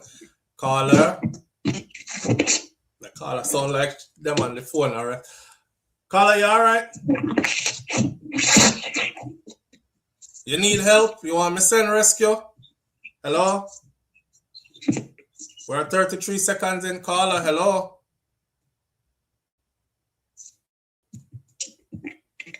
Alright, so I hope caller is in a safe place. Caller sound like some wrestling are going there. So if my husband is away, I do the same, says. Nothing wrong with that. Nothing wrong. Listen, let's not criminalize everything, okay? Ain't nothing wrong with you feeling kind of frisky throughout the day and you tell your wife, say, yo, babe, go cock up on this and stop something, stand come give me. But if that's something that you do like all the damn time, right after it's just done and it's like you insatiably just can't have, you have a problem. Live on the air with SouFLo. Good morning. Yes. Yes, family. All right. Let me pause my phone. All right. Yeah. I want you to repeat what you said earlier when you asked the question. Like you say, the man is good to the woman, and the woman get up and leave for no apparent reason. Repeat what you said. Look how far we reach from that. Me no remember. No, man. Me no want to say something wrong and you tell me that me not listening. But you have to put it back in context because we've said so much since then. Right. So where we are talking about. Let me say this to you now. Not all men can be leader with a woman. Because stop. Because we go over that already. You don't know all men, so you can't speak to all men. Just like I can say, not all woman is cut out to be a wife either. Not true? Yes. Yes. Not all. Some women are just baby mother. Some women is fit to be somebody's side chick, but never a wife. I just saw life go. And vice versa. And vice versa. Okay. So all right. Yeah, because you have the man who bad mind and toxic and wants to lead a woman because it is known to say woman must be controlled by them in the Western side and say, well, you must do as they say. We just explained that though. I think you missed it. So that's where we're honest with you. Now you are talking about toxicity. And we're not when we're talking about leadership, we're not talking to broke down people. We're talking to people who are healed or people who are on their journey of healing, who understand what healthy leadership is. So we're not going to talk about the people them where them have issues with themselves, and no matter how good you are as a person and you're doing all the things right, them still not going to lead or allow you to lead. And we're not talk about the one them where want to lead because them narcissistic and them just feel like them for control everything. So me not going to lead you because something say man for lead. We're not talking about that. We already established all that already. I think you missed that part. Well, all right, I agree. So maybe it's that part because I was in and out. But for me, I don't honestly think sniff out the toxicity out of it. a man, Jamaican, from a Jamaican perspective, you have bad mind man, envious, and they're not part of the team. They just want to drag you down. Same thing for woman. Same thing for woman. Have you ever seen a woman get jealous of her man? Because a woman will say she wants a successful man and a go-getter, story. And then him start go-getter and she get vexed because she now. Yeah, but when you have the strong woman, them who get up and talk, sometimes you, even the same person, will tell them, say, that's why they don't have a husband. They know why the man, they don't allow the man to make certain decisions because they couldn't lead themselves in the first place. So how can they lead you? He's doing fine leading himself. Or maybe she made a poor choice. Himself. Or maybe she made a poor choice of a man and ended up with somebody who doesn't know how to lead. Isn't it funny how a woman will give up her vagina and her body to a man who is not qualified to lead her? But then she talk about how him is not a good leader. Him getting a your hole already do, but him is not a good leader. So it comes down to her choice too, you know. I mean, you go vet the man first and make sure he's a good. You see how the call ends, she hang up. The phone now work no more. Because I've said this before. A woman is way more powerful than she thinks she is. So don't use this as a crutch, right? When you talk about man can't lead and not every man is a leader and all this. I understand where that's coming from a lot of the times. Because if I ask you if you're married, your answer is no, right? And then you're with someone, but how many sexual partners you've had, or how many men and relationships you've had with men, you're not going to answer me honestly, but you know it's been quite a few. Now, how come none of those men that you have chosen were ever good enough to lead you, but all of them get some of your pum-pum? You know, sister, you are make poor choices. Because if me is a woman, you know, if him not fit enough to lead me, he couldn't get none of my hole, you know. You know what I say? But okay, I'm not going to get too real now, I'm not going to get offended. Live on the air with SouFLo, good morning. Live on the air with SouFLo, good morning. Good morning, Flo. Morning, it's Tuesday Jane calling in now. Talk to us, huh? Yes, I wanted to call. Damn, I'm hearing the echo. When Marie was talking, right? And she told her testimony about her experience. She went into it with her desires, and nothing is wrong with that. Right. If you like what you like, people should seek what they like. Yes. But sometimes we have to be careful and take time and really understand what it is that we want when we're going into a relationship or linking up with people. Right. Because you see how that result. Yeah. As my grandmother would have said, you meet where you're going. Because you're too hot. And you want this. And you want that. Okay. Yeah. That was pretty ironic. That was you who left the comment, but you meet where you're going. Yes. You're then there talk about you want somebody who wants it all the time, and then you get somebody who wants it all the time, and now you're like, but you're not supposed to want it all the time like that. You're an addict. You know what I mean? Because you think you did want it all the time too, but you don't want it all the time. You just want it when you want it. Kind of That's thing. right. Right. And I was going to say also that there's something that's called compatibility as well, that we overlook a lot. There's something that's called compatibility that we overlook a lot. And a lot of times we put label on people when we are not compatible with them, because we're forcing ourselves to be with somebody we're actually not compatible with. Because somebody is different from you doesn't necessarily mean that them in a space where them need a label upon them. That's just how they are. Somebody might have a seriously high sex drive. If them get somebody else who have a seriously high sex drive to match theirs, then nobody in that relationship is going to be calling anybody else addicted to it or a sex addict. But when you end up with somebody who has that, then there's a problem. You know what I mean?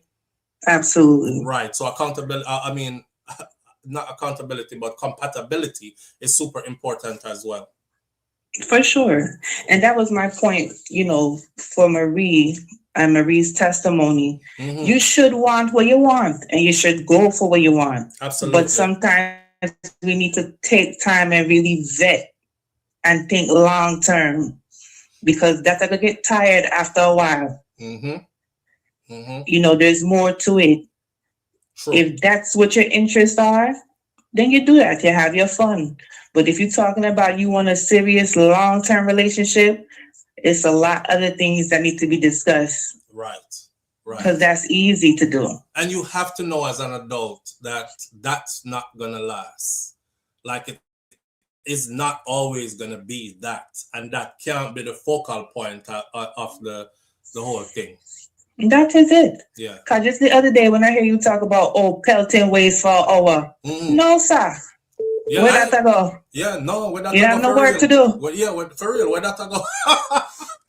Where that I go for a joke? But, you know, we're Caribbean people and we talk a certain way. But that pelting ways for an hour and you in it all night and all this. I always say people must not have a life. Like, you know, bills need to be paid. Careers are on the burner here. People are trying to advance in life. There's so much more to life than just pelting waste all the time. You know, that is it. Yeah, true. And back to the other point earlier, people shouldn't pressure people to get into relationships. I don't like that either. Oh, you're not settled down. You're just there old soul. You're not going to be young forever. But if you're not finding what is for you out there, there's nothing wrong with staying by yourself and continue to build yourself.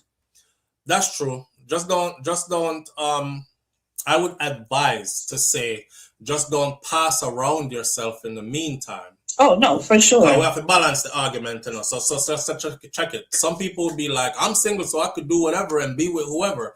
Well, there's a spiritual side to that. Do whatever, be with whoever also. So you could very well be, you're right, you're single, you could do what you want to do, but you're damaging yourself in the meantime by doing that, taking on all these spirit, marrying these different spirits. Now, by the time somebody actually finds you or you find somebody who you could possibly be with, there will be issues in that relationship and you will need a cleansing before that can work, because now you have other things, baggage to carry forward into this new relationship that you will form. Unless you just plan on being single forever and just do what you want to do all the time. You know what I mean? Agreed. 1,000%. That's why I said there's nothing wrong with being by yourself and building. I don't mean be out here having hot girl, hot boy summers. Right. You have to take time with on the front. All the girls and the boys in the chat. Take time. In the front arrest. And nothing wrong if you buck up in a relationship and you see it's not for you. All of the person not beat you, them not cuss you, but there's something that you just not there from your spirit. You say, you know, this is not for me long time. Nothing is wrong with walking away. That's true. I've been there and people tell me, oh, but he's a good man. You go be with him then.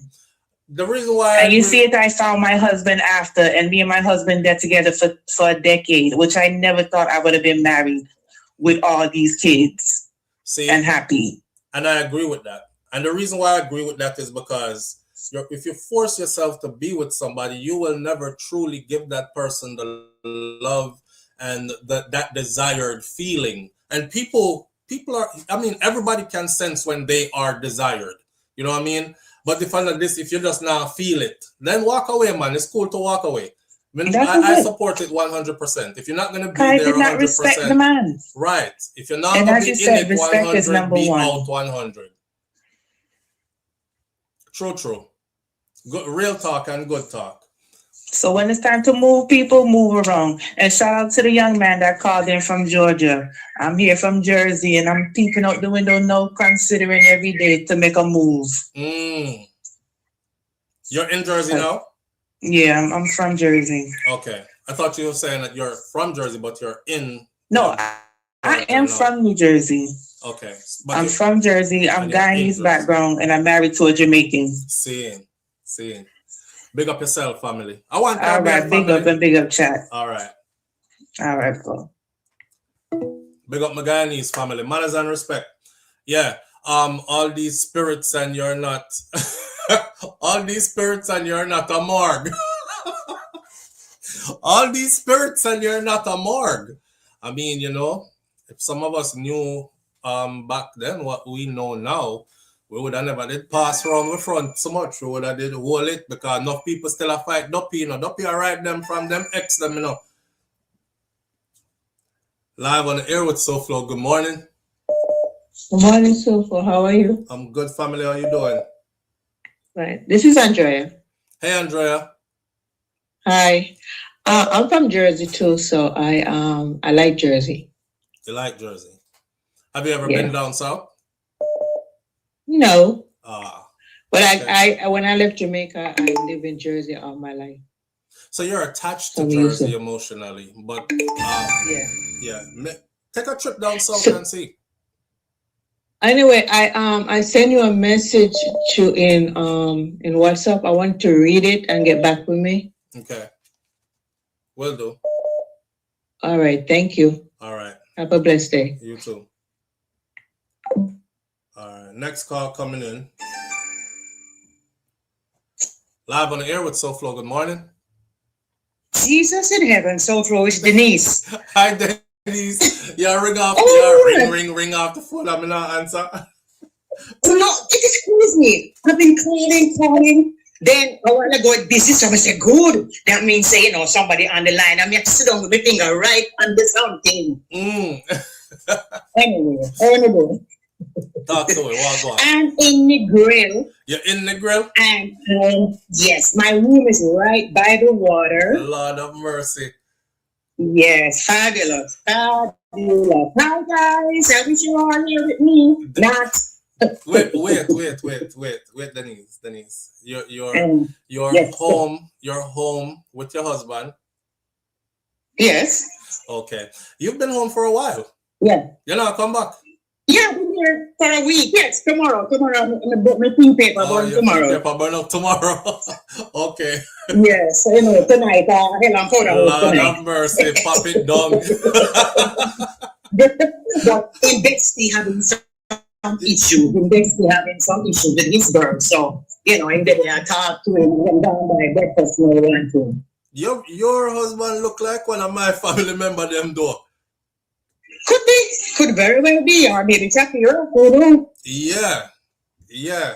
So I must check the family tree. Yeah, me go have a look on the picture here and see if I want to family member them. So we don't want to talk to you guys, and I've been calling, but we couldn't get you, and I'm not here now. I'm gonna road down by phone. Okay. Got a friend slept here last night because he my female one. He can't push around. What the friend wrong? Thought him have a nice thing going, a nice story stuff, tell tools, in building him home. Ain't gonna emotionally flirt with some somebody.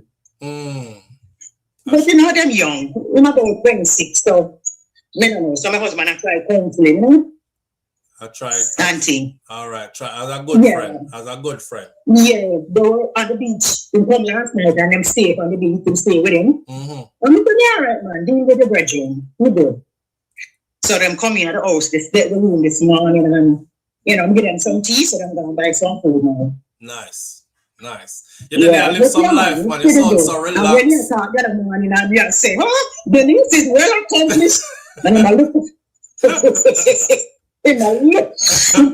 oh God, I want to hear the video again. I want to hear your video. We say it's good.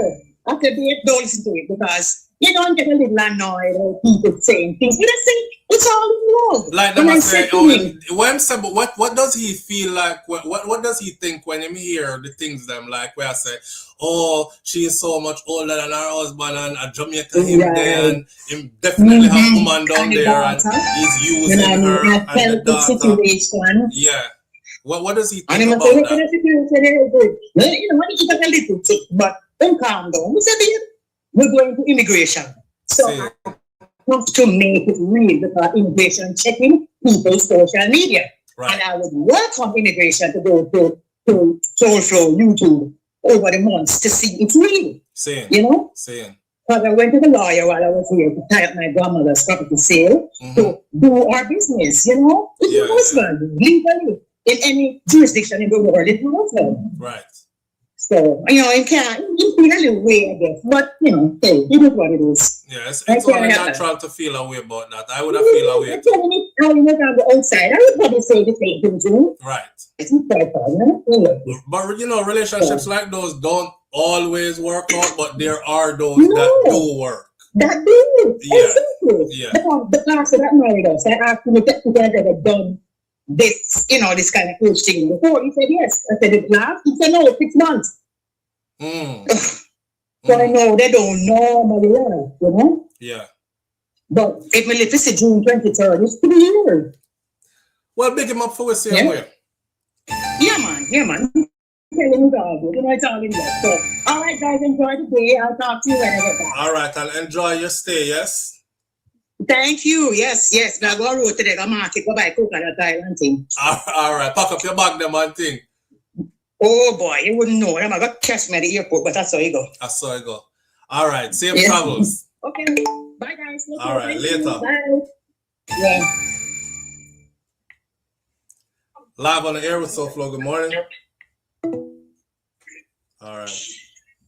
We're gonna take that one there. Let's see. Somebody is pocket dialing.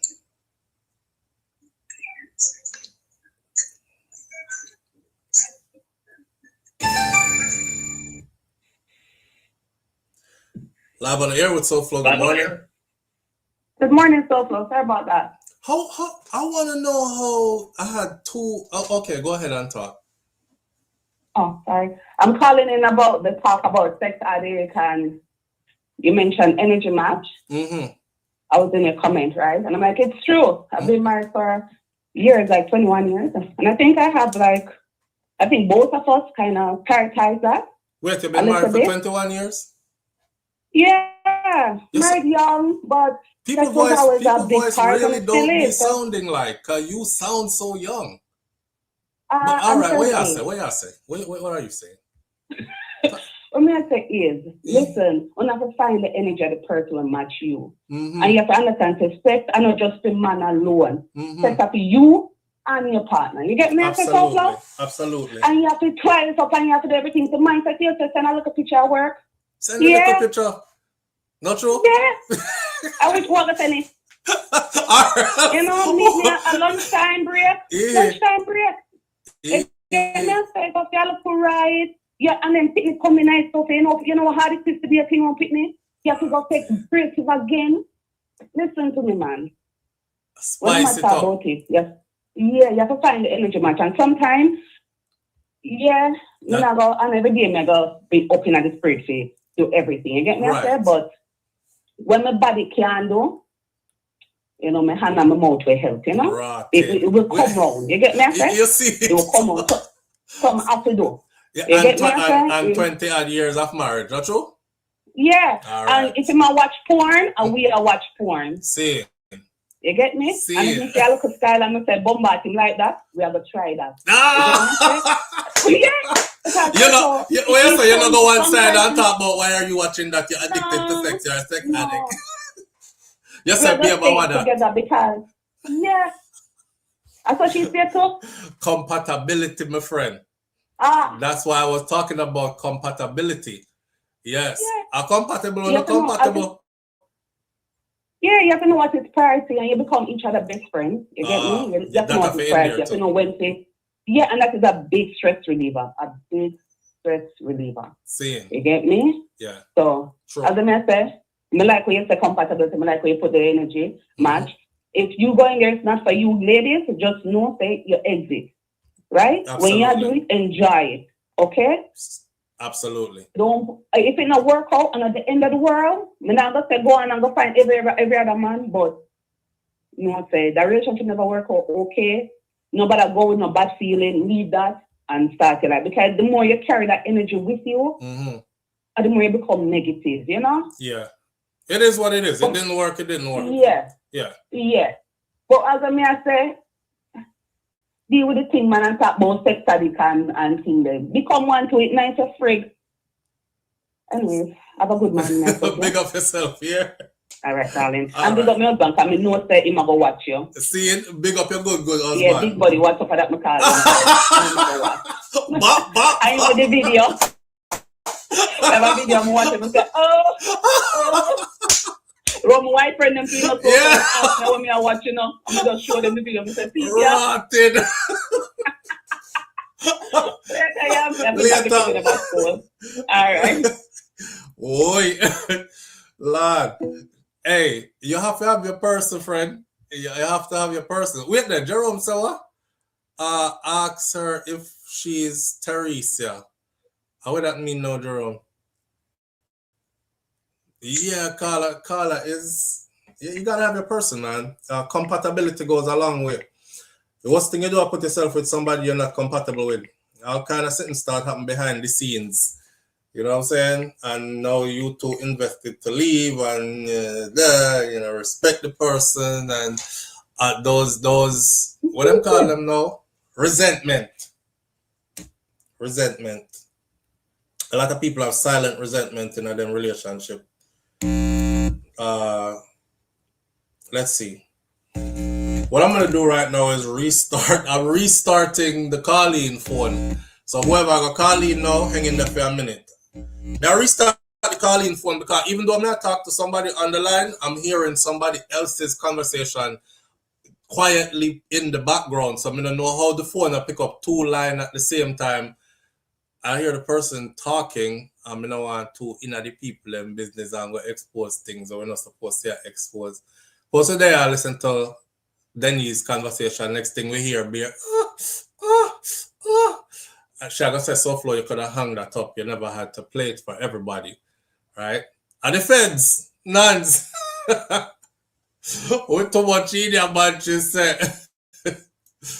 Oh man. It was you? All right. All right.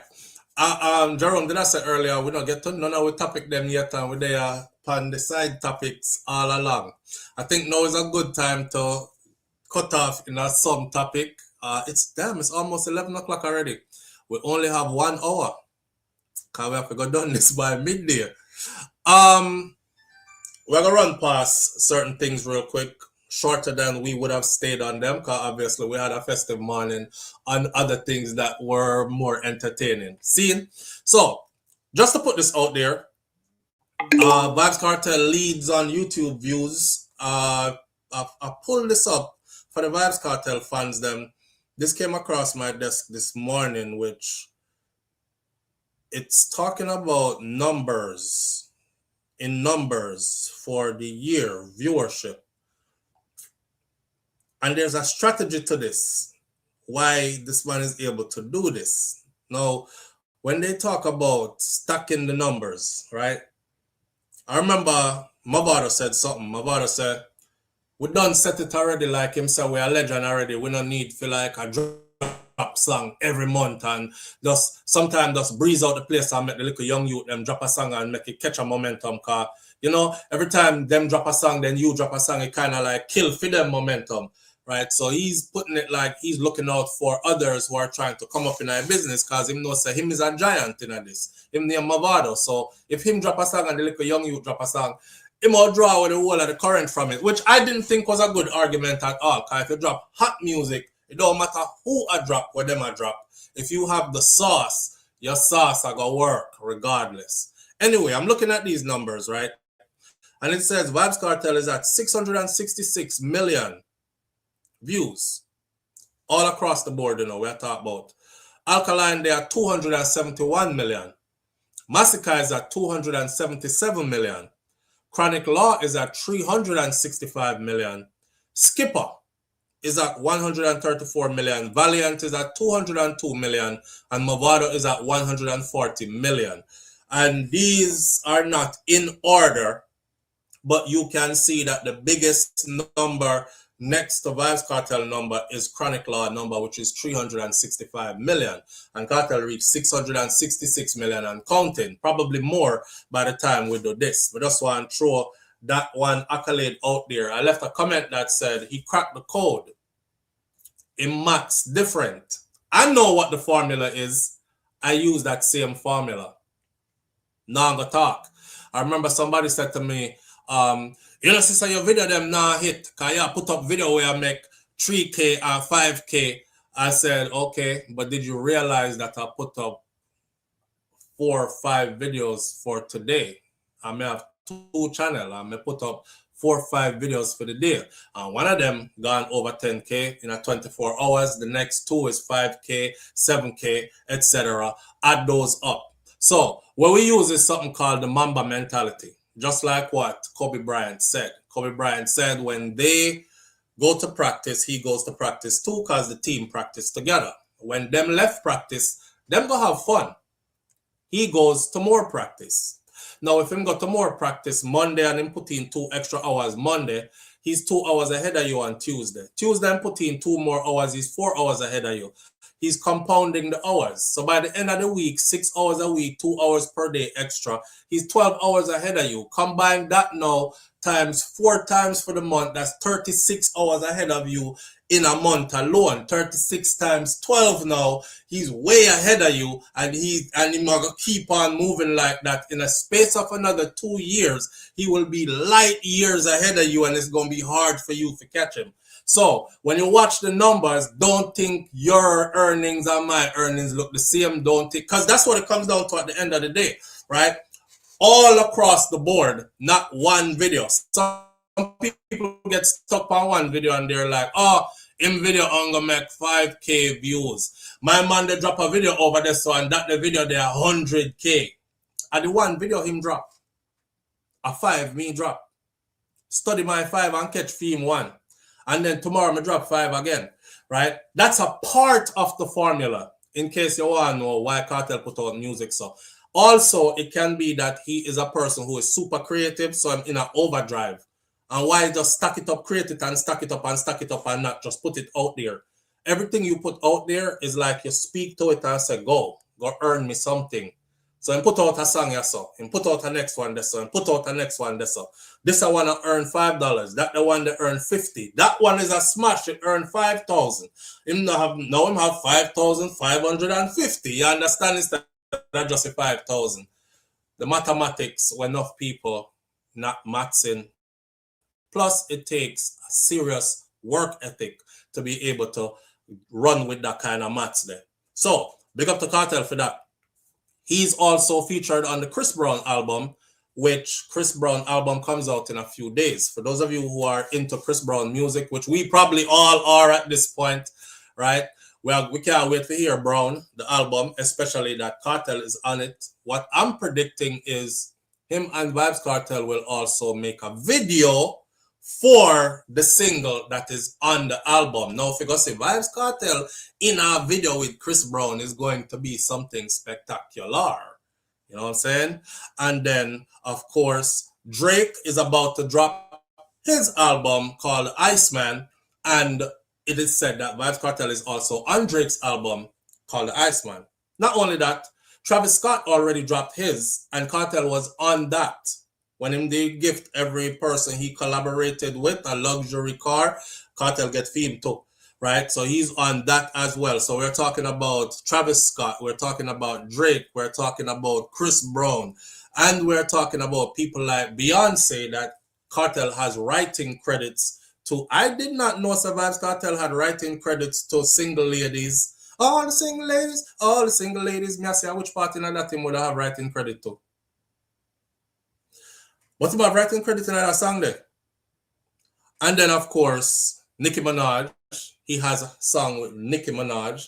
And he also was featured on Cardi B's tour, which tells us that they're definitely going to be doing projects in the future together, if it's even one project. So big things are going on for the people them who hold it out over the years and wish their brother here well. Like I said before, I'm truly a fan before all that.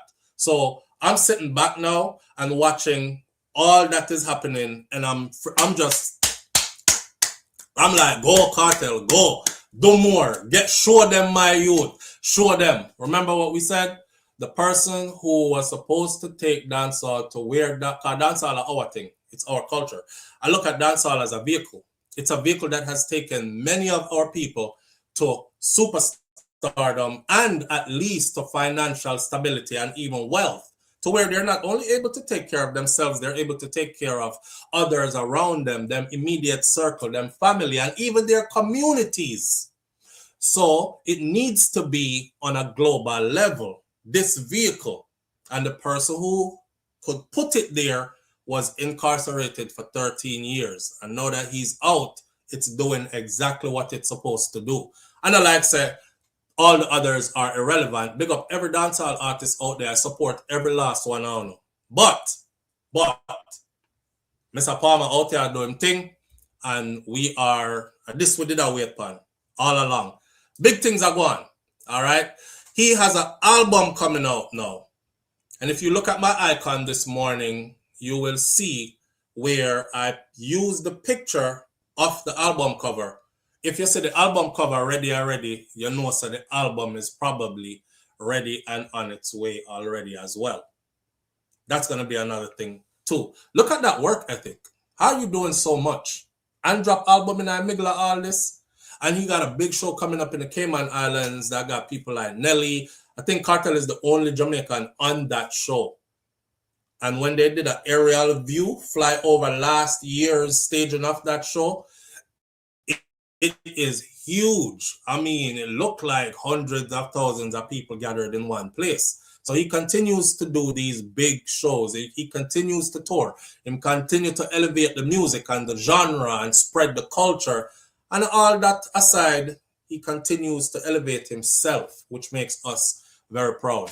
Very proud supporters of the movement him have a go on over there. So the new album name is God and Time. G-O-D and Time.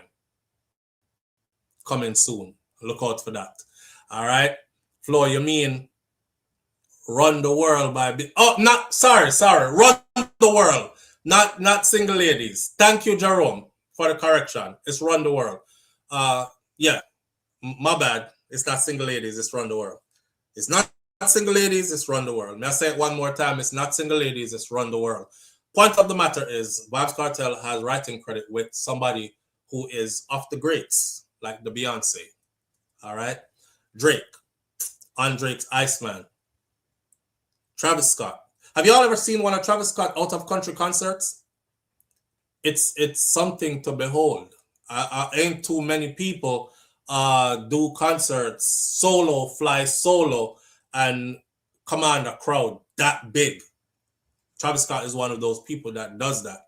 So for all them kind of people here to show respect to Philly person, Philly artist, Philly Jamaican born bred leader of that genre, that says a lot. They could have chose anybody else over the years. This what they were waiting for too. Remember when time Kartel did lock up and we used to say a lot of people are waiting, the A-listers are waiting for him to bust off that case here because they well want to work with him. Cardi B was one of them. Nicki Minaj worked with him while he was behind bars. I don't know if they'll ever work together in person or whatever, cause Nicki thing gone south, but we'll see how that goes. But Drake was one of them. Travis Scott was one of them. All these things we see coming to life, they were all in the making and they were all publicized already. So to see them being done now, big things are going, friend. Big things are going. Well said. S Diva says the closest to MJ in our time. That's Chris Brown. And that's what Michael Jackson's siblings label Chris Brown as. For our generation, he's the closest we'll get to a Michael Jackson. Wow, my two favorite, Vybz and Beyonce. Well, I think you're not going to say Vybz and Chris. I want to see what Vybz and Chris can come up with. And I know it's going to be a smash. I just know it. All right. The Hanta virus. Moving right along. The Hanta virus. The Hanta virus is something that is out there. It has a ship out to sea, a cruise ship that has people trapped on it. I saw one of the persons on the cruise ship made a video that looked very desperate where he was saying, please remember that we are human beings that are on this ship. We're human beings that are on this ship. We're not just a headline. We're not just a story. We're somebody's family members, somebody's son, somebody's daughter. Basically, he was saying, like, don't throw it away. Because everybody is like, bomb that ship out in the middle of the waters. People are like, Get rid of them. Like Shakira did a joke earlier, and I said, people are saying, yo, like, get rid of the ship and all that people them panic, because me woulda, not that she was saying it, people are saying, like, we will sacrifice them on the ship before we see a next pandemic. And remember what the pandemic was like?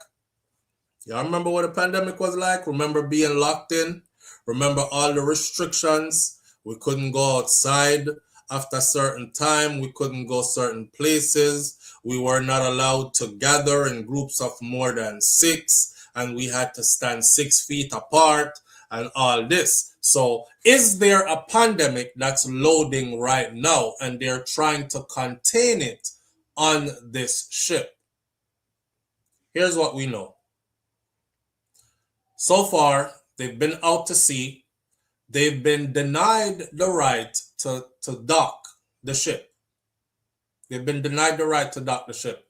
However, of lately, a Spanish country has come out to say they will take them in. The government of Spain on Tuesday said that it will receive the ship at the center of a deadly Hanta virus outbreak at one of its ports in the Canary Islands. The United States of America said, you're not coming here. So they pushed them back out to sea. We don't want you here. You're not going to dock here. So the people, and there are quite a few Americans on it. There are quite a few Americans on the ship who want to come home. So you can imagine this is scary, right? You went on a cruise and next thing you can't come off of the ship because your own country is saying whatever it is that's on that ship with you, that's killing people on the ship, we don't want it here and we have to take precautions, so you got to stay out there. And you're like, man, I just want to end this cruise so I could go home, go to work, go back to my family. And now they're sending you all the way across the ocean again to some other country. So here's what we know so far. It appears that the hantavirus, which is typically spread by exposure to rodents, urine, feces or saliva from the rodent, rat, urine, feces or saliva, it can be deadly. It may have spread now between passengers because there's a version of it that actually, when it gets that advanced, it can be spread from human to human. And they're saying that that might be the version that is on this ship because multiple people have died on the ship so far. We do believe that there may be some human-to-human transmission that's happening among the really close contacts on this ship, like the husband and wife couple, like people who have shared cabins, said Maria van Kerkhove, who is the director of epidemic and pandemic management at the World Health Organization, speaking at a press conference on Tuesday.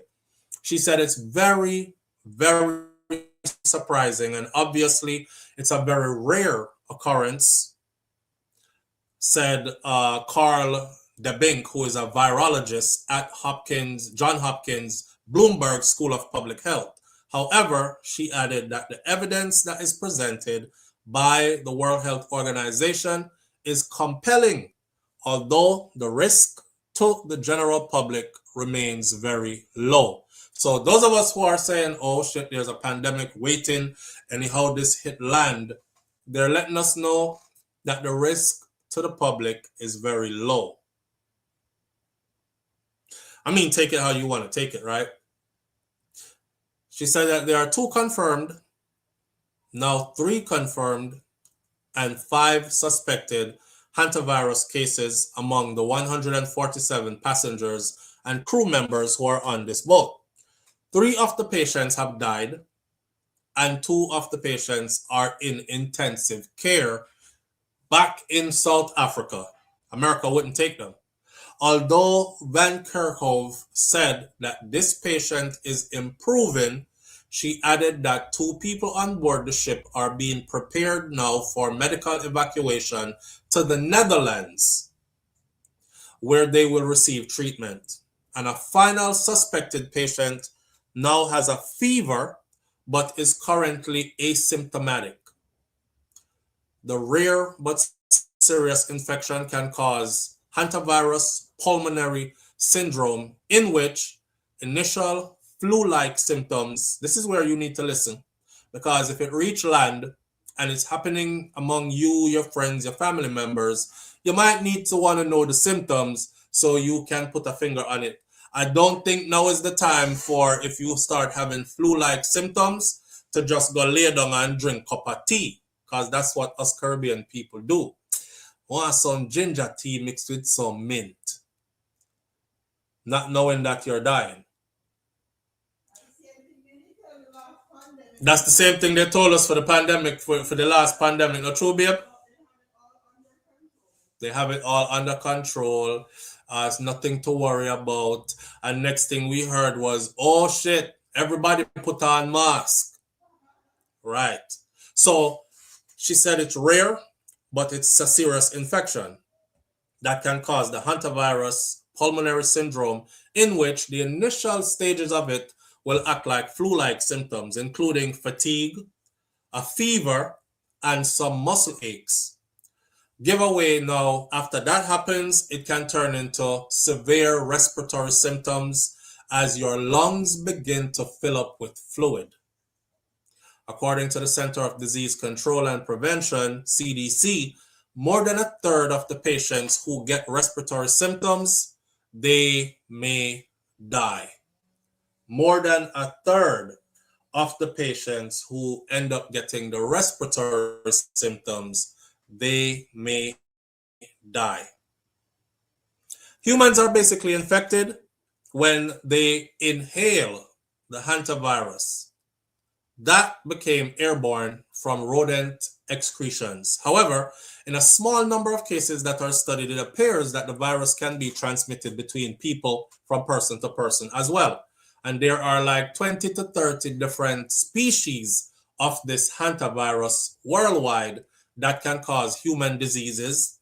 And there is only one of those species, the Andes virus, which is found in Argentina and Chile, that has been implicated in human-to-human transmission, explained Dr. Emily Abdoller, which is a clinical associate professor of medicine at the University of Michigan. One of the first clues that emerged is that this ship did disembark from Argentina.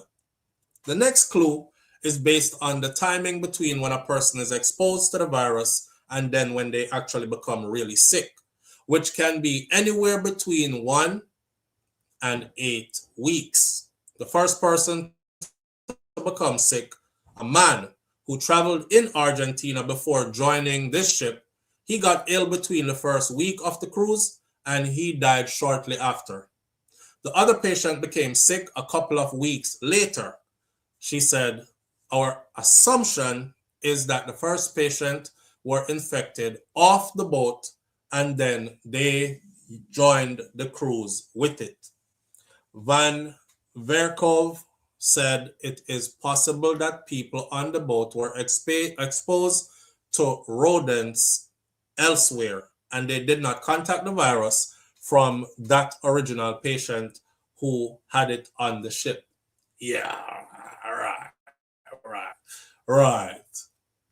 Anyway, you believe what you want to believe. I think they're downplaying it because I see a lot of funny stuff going on. They're flying people to South Africa. They're flying people to the next place is Argentina, Sweden, and now Spain is saying they'll take the ship with the people on it. That don't make no sense to me. That don't make no sense to me. And America is full of experts who are disease experts. And if they are sticking up and saying absolutely not landing here with Americans on it, I don't know. I don't want to be a conspiracy theorist. I'm just looking at the movement of how they are handling this. And look like it makes sense to me. Right? What you said, Dorothy? I don't believe everything they're saying. My daughter is like, why them never clean the destination? Wait there. Why them never clean the destination? She said, Aksar, I don't believe everything they're saying. She says, Mervin says, Donna on a big up in herself. And Empress Stephanie said, they're covering up. If you just ask yourself, why are they flying people to South Africa off of the ship? Why are they bringing sick people who are in critical condition to Sweden? And why is it that it's Spain who is willing to take the ship at a dock in the Canary Islands, while the US have US citizens on it and are denying US citizens entry into the US? Y'all talk about, that's weird. Me no know. Me I look upon this like. So anyways, I ain't trying to do this to scare nobody. I'm just looking at connecting the dots, right? She says that's why the public health response includes isolation and quarantining these folks who have had contact with these passengers, even beyond the ship. Debink says it's not entirely known how the Andes virus transmits between people. If I were on that ship and I had a mask, I would probably be masking, she says, adding that people will have to be monitored for many weeks because it can take a while for that virus to actually make someone sick. Some people can catch it right away and you're dead within a week, and then there are others who it can take many weeks before it fully manifests itself. Get a little bit of runny nose, and then it keeps on getting worse to where you end up with your lungs filling up with fluid, and now you're in trouble. However, the bank says that if this is indeed human-to-human transmission, the virus does not seem to be highly transmittable, because then you would have a lot more cases on that cruise ship if it was highly transmittable. It's 147 people on the ship. It's, I think 7 people have it. 3 have died of the 7 that have it. 2 are in critical condition, and the others are asymptomatic and are being treated. They're saying don't panic, because if it was highly contagious, a lot more of the 147 people would have had it. It's just from people being around each other in pretty close proximities. World Health Organization's Van Kerkhove says that anyone interacting with the patient is wearing full personal protective equipment, and that the medical personnel who have boarded the boat have brought additional protective equipment with them onto the boat. She says that the National Institute of Communicable Diseases in South Africa is working on sequencing the virus. The current plan, according to Van Kerkhove, is for the cruise ship to continue on to the Canary Islands, where Spanish authorities have said that they are willing to help to do a full epidemiologic investigation. The ship will be disinfected there, and other passengers on board will be assessed. So that's what we have so far that's going on with the Hanta virus. I would advise anybody who is listening, because we like to keep all our family members in the loop. You know, our job is to entertain, our job is to listen to each other and have fun together, but a part of it is to also raise awareness about things that are happening currently around us that might affect us, like this. I would say if you or any of your close family members are experiencing symptoms that seem like the flu, this is not the time to just brush it off. Actually go get checked, all right, by medical professionals. You never know. You never know. It might be nothing, but it might also be something that you would like to catch as early as possible before you become one of the cases then. See? Now we can talk about, are they out there making stuff and putting stuff out there, but that would go for a whole other conversation. There's a doctor that we're treating people are sick too. There's a doctor that was treating some of the people who are sick too, says BM. Them evil, probably them spray them with it, testing it out to see. You're the finest. I don't put nothing past them. I just our job to educate ourselves on what the symptoms look like and try and make sure so we ourselves go get checked if we feel anything. No another time to play around. Remember like COVID? Remember how in COVID people were like, Lord, me just feel tired, me don't know a little, me feel like me have the flu. And people lay down and dead. And then they were like, the last thing you want to do is lay down and stay still. Get up and move. I caught it. And I was saying, sure, I probably this same flu where people get all the time. And I remember catching it. I remember one time I catch it. I could tell you today, it felt like two things. One, it felt like somebody was sitting on your chest. You know, if you should have laid down on somebody would have just stand up on your chest or sit down on your chest. It feel like I couldn't catch enough breath like that. The second thing that was scary was it took a long, I had an extended version of it. So my own, like, it couldn't go away. And me had all the things them, me a boil, all kind of sinting and put my face in the steam and try drawing the steam through my nose and through my mouth and all these things. And no, that wasn't working. It just wasn't leaving me. It wasn't going nowhere. That's when me did start get scared. I started to get scared when time it passed 2 weeks, I got 3 weeks, and me still can't get rid of it. And I'm like, okay, now it's gonna look like it'll get real. I hope me not dead from this. When you start to look at yourself and say, I hope this will kill me, you start to panic a little bit in your brain. Yeah, so it's important to understand what the symptoms look like, okay? For those of you who didn't catch a strong strain of COVID, you might not, you were lucky and you might not know how it did feel. I said it wasn't real until I caught it. And then when we catch it, you know, and then we test in the house first before we went and got tested. Right, babe? We did test in our house first, right? And everybody come back positive.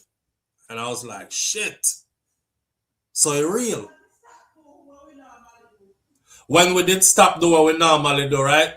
So we used to like take off all our stuff in the garage before we went into the main part of the house. We used to, cause the garage have the laundry room in there, so we used to like strip down first before we come in our main part of the house. Then we used to, any package that was delivered to the house, we would decontaminate the package them before we bring them in at the main part of the house, right? Left them on the front porch. Then every time we went outside, we did mask up. And then when we came home, we used to inhale the steam. The steam. Yeah, we used to mask up going out, and when we come back inside of the house, even doing all that decontamination stuff, we used to strip down, clean up all that, and go straight to the stove and put on a pot and put with herbs in the pot and get it to a boiling point and put with face in there and suck in steam and all this. And we were doing good. And then we thought, this probably not real. So we stopped doing it. And as soon as we stopped doing it, matter of fact, I can tell you the day when we catch it. I went to the gym, right? I'm up on the treadmill and run. And a brother come right next to me on the treadmill and go so, yes!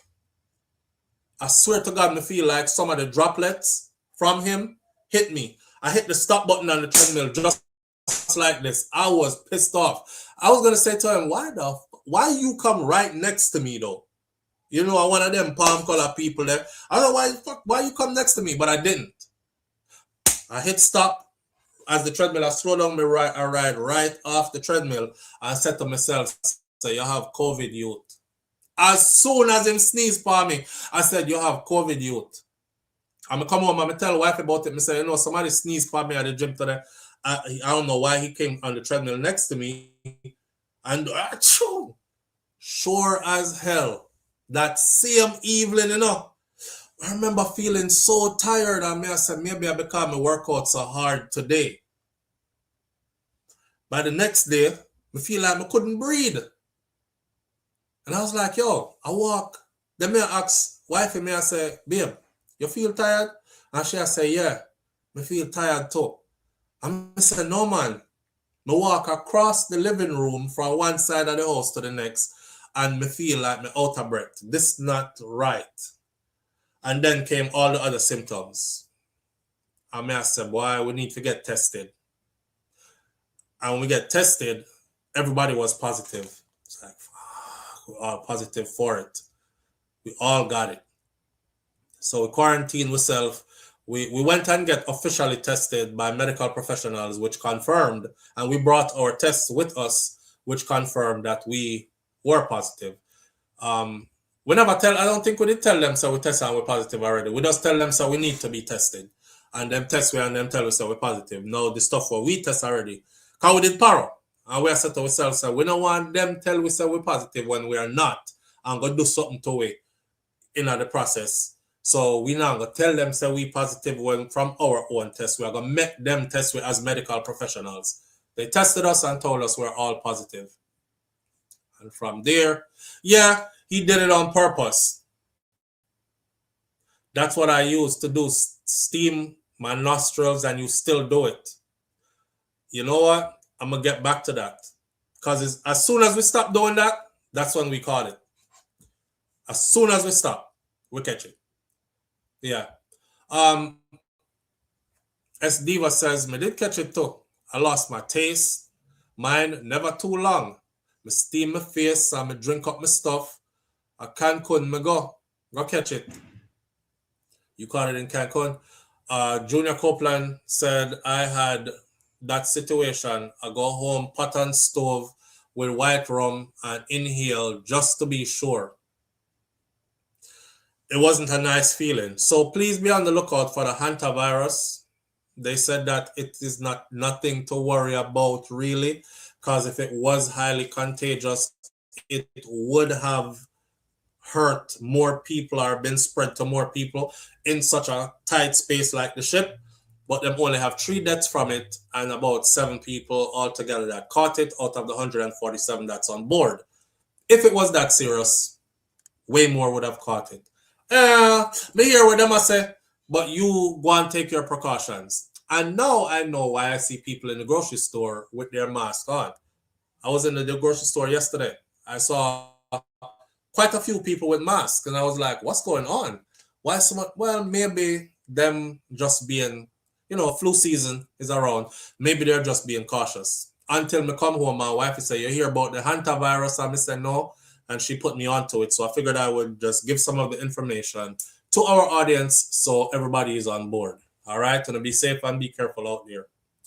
Next thing I want to talk about that is definitely on our list to talk about. We have 30 minutes left this morning. I'm going to split this up. 2 things. I don't know if you all heard about a couple who got murdered in a home invasion in Jamaica. Jamaica still wild, I don't want to talk about too much killing story and these kind of things out of Jamaica, because if we should run down every killing story, we would have a lot of them. Although police are the most of the killing now. But if we should run down, we'd have a lot of them.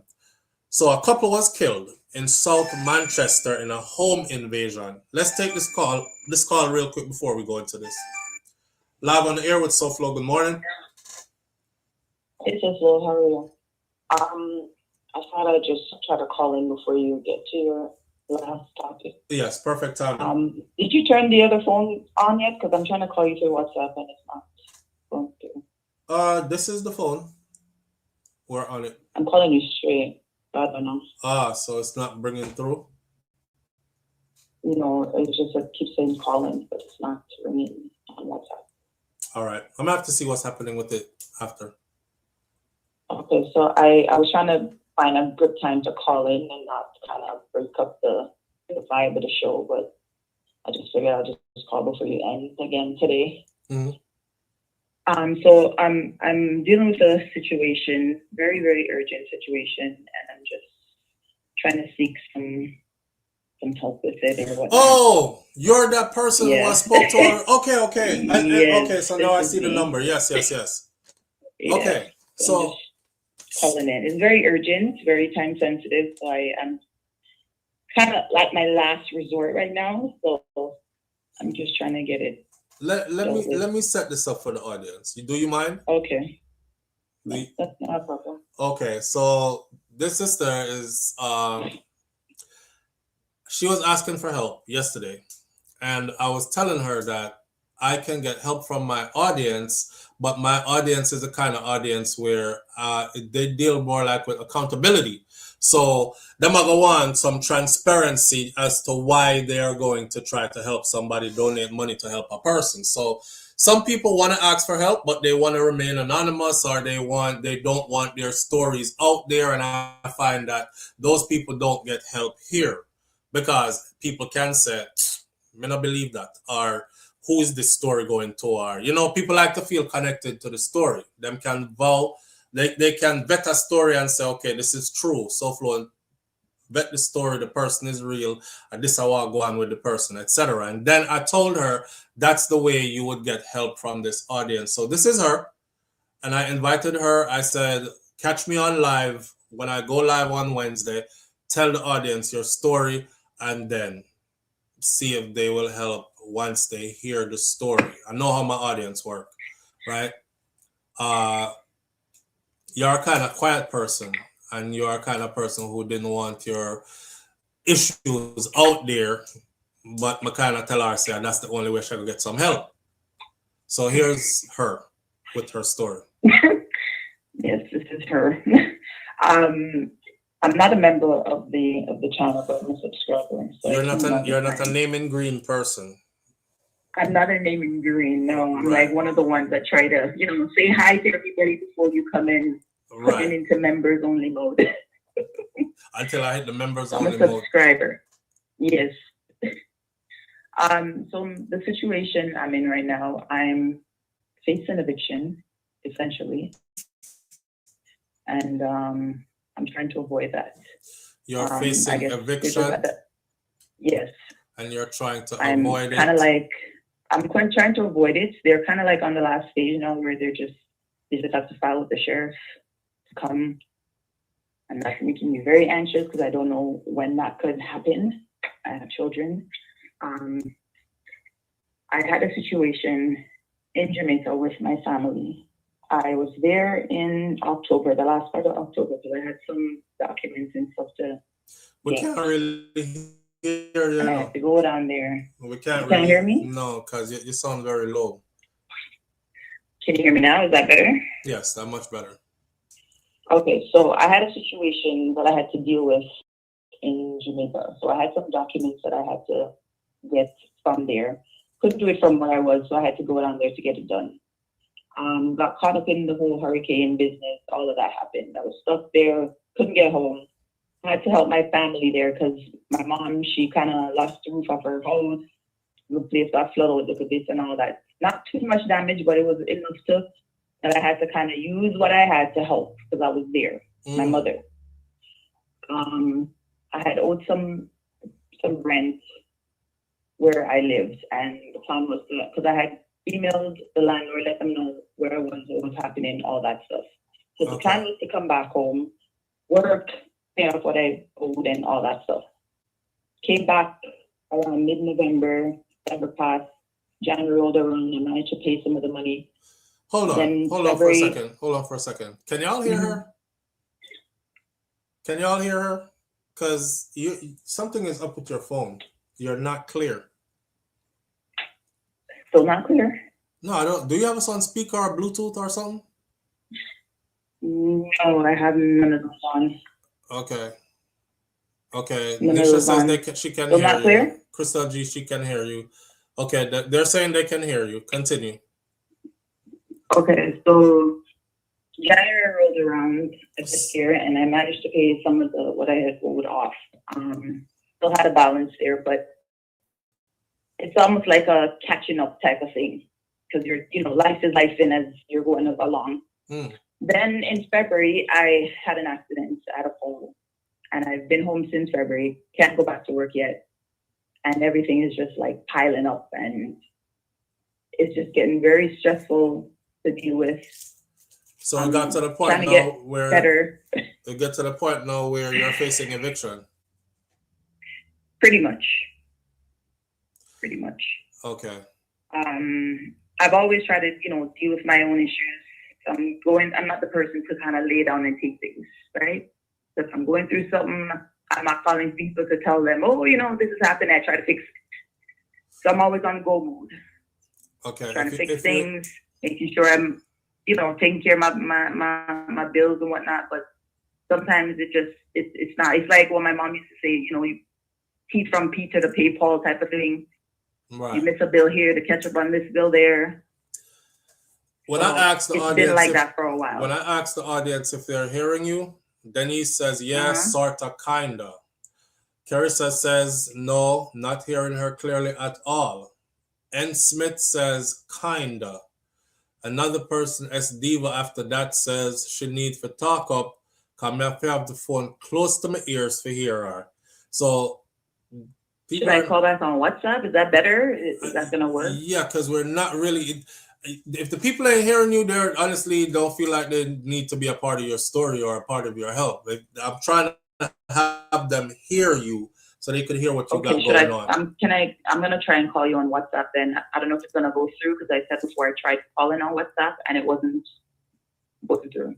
Yeah, your phone sounds like you're muffled or your teeth are call and you're talking really low or something. Are you in a place where you can talk or you're trying to talk low? I don't know.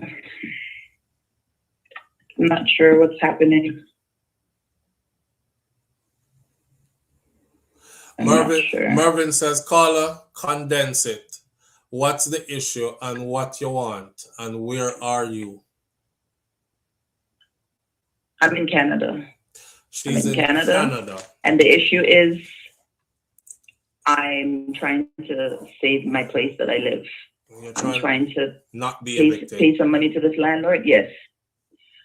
She's in Canada and she's trying to not be evicted. The next question there is raw and to the point. How much is going to cost you to, or yes, how much is it going to cost you to avoid eviction? I have to pay at least $3,000 Canadian right now. $3,000 Canadian. Yeah. Wow.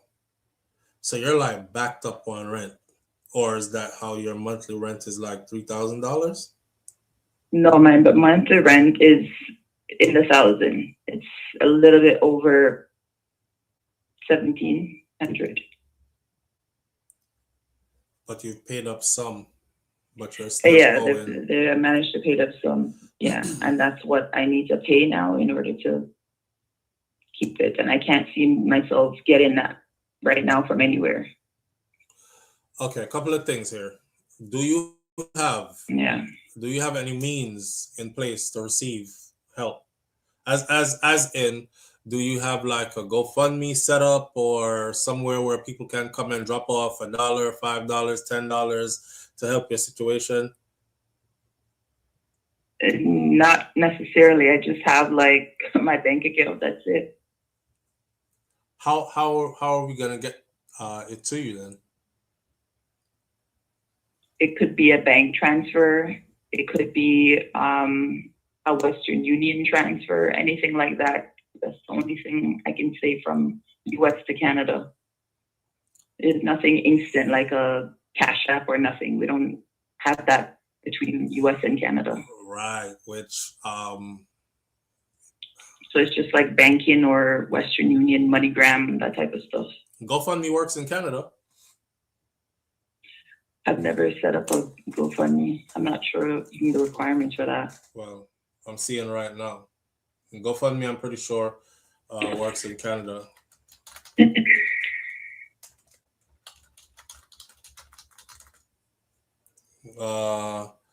And if it does, yes, it does work in Canada. And if it and what I would advise you to do is go set up a GoFundMe real quick and furnish me with the information, and we'll see what we can do from here as a collective effort. That eliminates all the red tape and this Western Union here and direct deposit there, because some people only have $1 to give, and honestly, you need every dollar you can get, right? So if somebody only have $1 and somebody only have $5, people ain't gonna be trying to wire you that and transfer this here and all that other stuff in all these different directions. Just set up one thing, which is a GoFundMe, and give me the GoFundMe info. Okay, I'm gonna look into that right now. Set up a GoFundMe and give me your GoFundMe info. Okay, I'll do that. All right. I can call you back on this number, right? Yes, absolutely. Okay, we'll do. All right. Thank you, audience, for your ear. Thanks. You're welcome. Okay. All right. So the sister about to be home. I spoke to her before. I couldn't pick up her voice, but when I saw the number, I realized it was her. She's the one who called in Monday and said she wants to talk to me off the air. And then she called in, but then we weren't live on Tuesday. So I told her when I go live on Wednesday, catch us on the live and you have to tell the audience your story. I prefer for you to tell them your story because I don't want anybody being like, SouFLo just asked if we donate money for help Jamar get washing machine and we did. Now we might do this and now I don't know if I believe them story, you know. So that's exactly the reason why I have Jamar buy the machine and then do a video saying this is the machine, we got it. It's a top of the line machine as well, not just no little fenke machine. Thank you to the SouFLoTV audience, etc., etc. I like to be super transparent. I hate to put people business out there sometimes because some people need help, but them no one, them no one the front page ask for the help. So, but I had to do it. I had to do it because my name is at stake, and I don't want nobody look at me and talk about I scam people, and I'm always come with some story about somebody needs something. I bet them not have nobody, I give nobody nothing. Now money he must keep for himself. I don't want that to be that. Because people have done it to me before, and what it did for me was it stopped me from helping people for a long time. Because I just don't want nobody drag my name around and nothing like that. You know what I mean? So it stopped me from helping people for a long time. Now, when I told that story here, I had audience member who said, SouFLo, if God put you in a position to where you can gather up people to help other people, please don't let those who do the negative talk thing stop you because those people still need help. And I said, okay. Don't stop them, sir. So I said, all right. But it's hard to not stop when your name is being dragged and people are using make up story. I don't like that. I don't like that. So I had to have her come tell her own story. So basically, she's a mom. She has kids. She went to Jamaica. The hurricane hit and our people, them roof dash blow, them house smashed down. She used her resources to help them to stabilize them, which put her back in bills. When she came back to Canada to get back to work, within her first week of going back to work, she had an accident, hurt herself, and can't work. And she hasn't been back to work since February because she's still hurt. And her bills are piling up, and she and her kids are now about to face eviction, which she is trying to stave off the eviction and stay in her house. And she needs some money for help to catch up with the bills. And that's what she did. That's the gist of her story, right? So when she furnishes me with the GoFundMe information, I will furnish the audience with the GoFundMe information. And I'm asking anybody who has a good heart, who wants to give $1, $2, $5, $10, $20, or whatever you can give to her cause, right? Keep a mom and her kids in their house. That's it. Nothing more to it, all right? We'll help wherever we can. She said, SouFLo, I was calling you, but you didn't pick up. And again, the phone isn't ringing, and it's right here. And it not ring. You know what? I think it's time to actually do it. It's the same old phone that I've been telling y'all for the longest that I'm going to change, and I never changed it. I must be honest, I never changed it. But I think it's time to actually change the phone. So I'm going to make it a point of duty today to change this phone. So the next time you see me, I should not have this red phone. I've had this phone since I think it was 2018 or 2019. So it's a really old phone, but me is not the kind of person who spend frivolously. And once thing work, I'll keep it until it don't work no more. And I think we've hit the point where it just doesn't work anymore. All right. There are organizations that will help her, says Dorothy. Dorothy, what kind of organizations are there that will help her? And for the people who are here, yes, Carissa, me not lie. Me have the phone since I've had the phone since 2019, about that time. Matter of fact, I think it's 2018. I've had that phone since about 2018, and it didn't work fine. It didn't work fine. I didn't have no reason. But now it's gone. It looked like it dead now. So for those of you who have a way, or if you are in Canada and you can reach out, or you know of a way that she can get help by any organizations that are there, then please furnish us with that information as well, because she probably just don't know. Knowledge is key. Those who know it, share it. All right. Most people don't know before an eviction you have a court date, and if you don't go, you lose your case. Now the sheriff will come. She should also try and go to the court and speak to a judge, says Basket Radio FM. And Basket Radio FM, I hope she sees this. I will leave this up here for a while. I hope she sees this. I think she said she did that already, though. I'm not sure, but I hope she sees this. So if she hasn't, and my son changed mine last year. Your old phone, Mervin. It look like we are turning to our grandparents, with parents them, where we hold on to things because we're more emotionally attached, and we think that is the prudent way to be with our finances. She probably already went to court and they gave her a date. That is what she said. She said I think she said she already went to the court thing and she's waiting on the sheriffs to come, but she just don't know which day they're coming. I don't know if I saw it work. It's called Project, hold on there. It's called, the information are coming in so fast. It's called what? Project Genesis.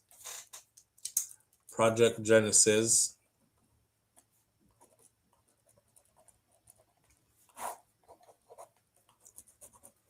All right. I will give her this tool along with whatever it is that we can give to help. Project Genesis, SouFLoTV, Dorothy, read Dorothy's comment. I am reading it, Audrey. But write it down. Project Genesis. Yes, after 5 years. Yeah, I actually wrote it down. So I'll give that to her when I speak to her again, or when she gives us the GoFundMe info. All right. But for those of you who can help, when I furnish you with that, help her whichever way she can. Because even if Project Genesis are going to help her, she probably need a couple of extra dollars for back her up. She's not working. She's injured. Anything can happen to any one of us. You know, I've seen people, hardworking. Remember, I told you all this too. I said, this is one of the reasons why I try to set up myself for like reach back of my yard, because you see another place here, you could be stacking it, you're working hard, you're stacking it, you're setting your ducks in a row, you're dotting your I's, you're crossing your T's.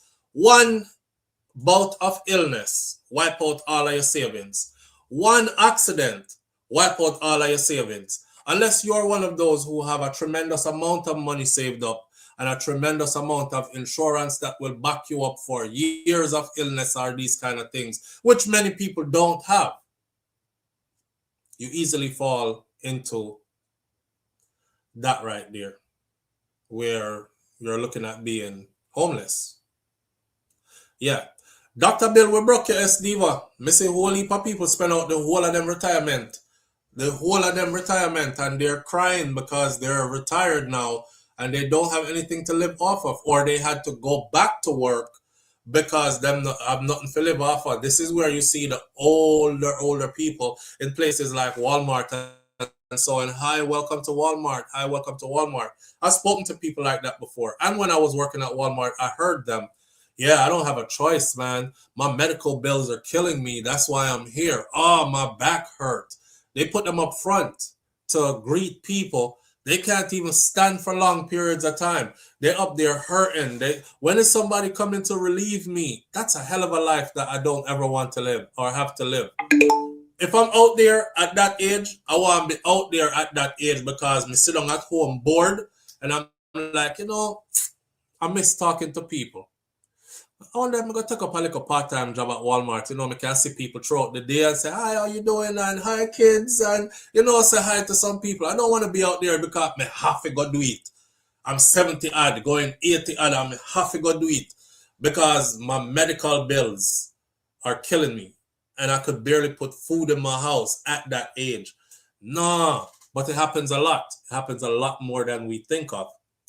It happened to younger people who had an accident and they're hurting, and workers' comp barely cover anything else, And now they're at home, bills are piling up, all this other stuff.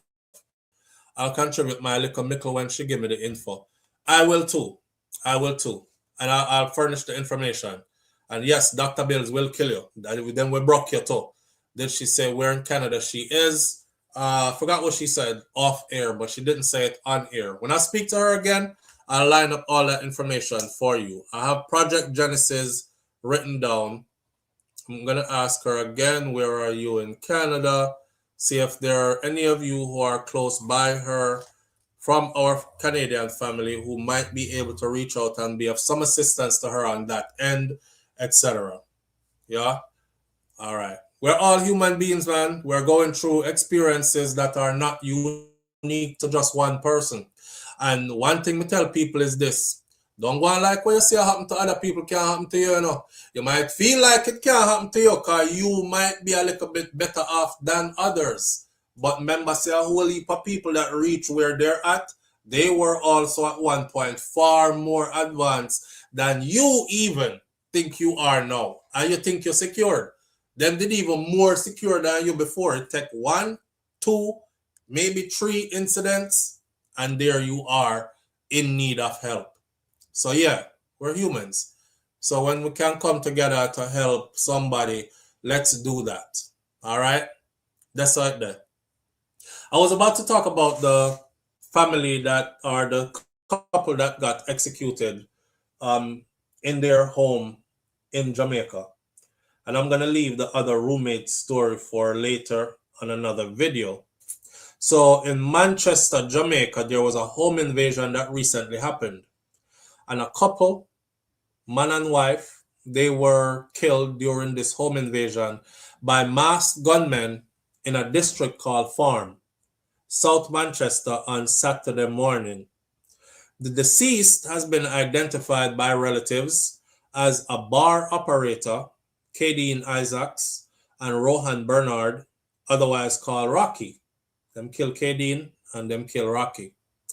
Preliminary reports from the police in Jamaica said that at 2 a.m. in the early wee hours of the morning, 4 masked men armed with a rifle and some handguns breached the grill around the house and entered the house, where they demanded valuables from another woman who was in the presence in that house, present in the dwelling with 2 young children. Now, when we look on the house, you know, me catch me afraid because the house well grilled up.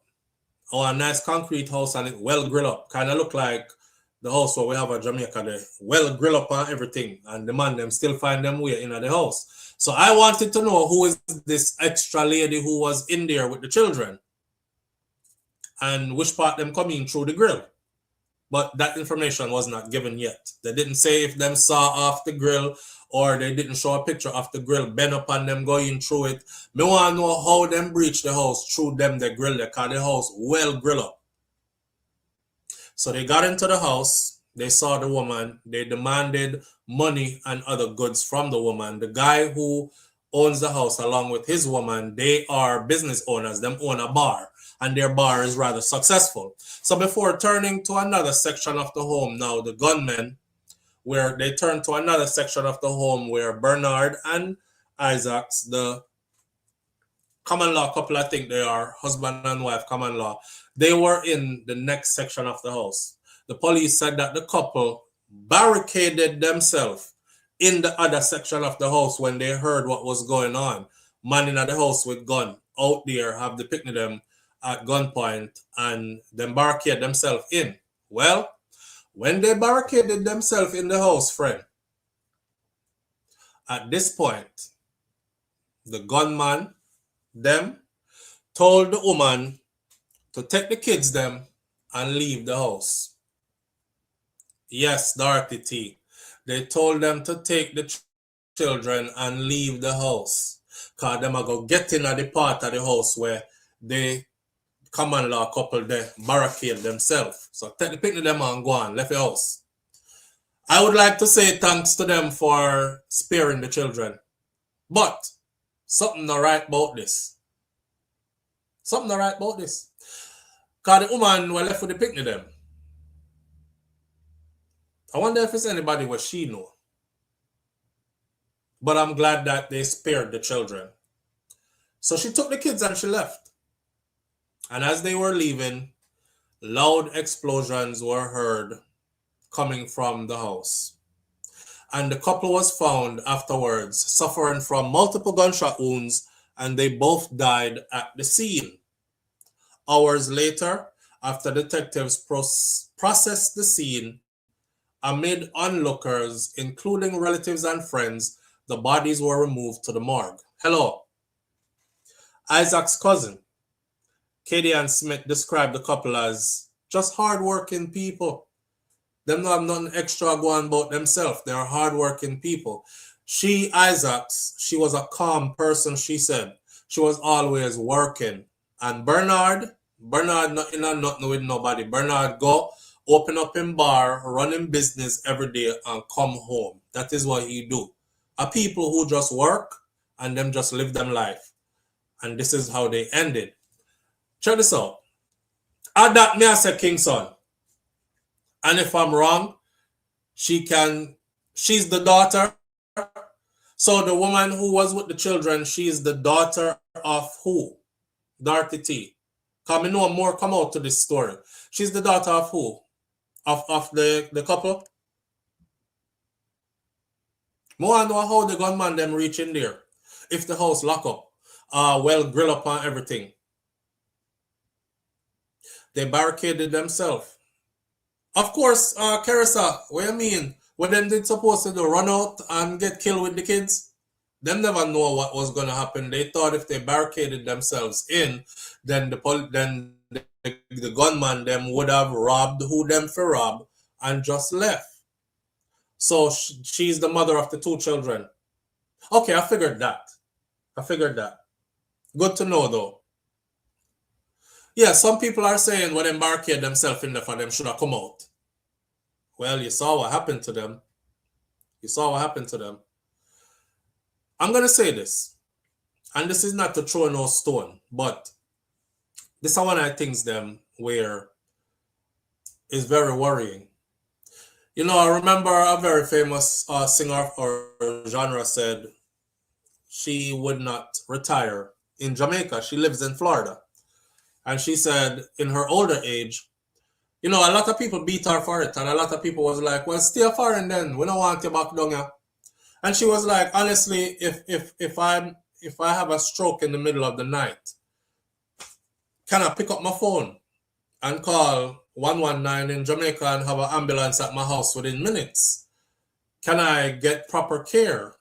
You know, if gunman are broken in my place in the middle of the night, can I barricade myself in a safe part of the house and call 119 and police are there within a minute? Like I tell people all the time, me reach at my house already. I don't remember if it's Jamaica we did go. And when we come back from Jamaica, we couldn't remember the code to get back into the house. So I said, I go open the door anyway. So I opened the door key-wise, and the alarm started. The alarm said, you have, and my alarm loud as ratted, and I said, you have 30 seconds to enter your security code, or we will notify your local police department. See me, I look for the paper and I try to find it, and I can't find it because I used to keep it in a drawer right there, and then me move it. I said that's not a proper place to keep it. I don't know why. Haunted. I couldn't find it, and it started a countdown. 10, 9, 8. I kid you not. When that thing said your local police department has been notified. Woo, woo, woo, woo. I think that thing went woo, woo, woo about 10 times. By the 11th time, police reached my yard already. I don't know where them come from. They got here so fast, I thought they were sitting right around the corner. They had to have been. I think them did then at the neighbor house I wait. Because how them reach here quick. And of course, when they got here, hand upon gun, me have to identify myself, go get ID, all kind of something. Them walk up into the house, them follow me around, you know, just to make sure that you are the individual who actually owns this piece of property.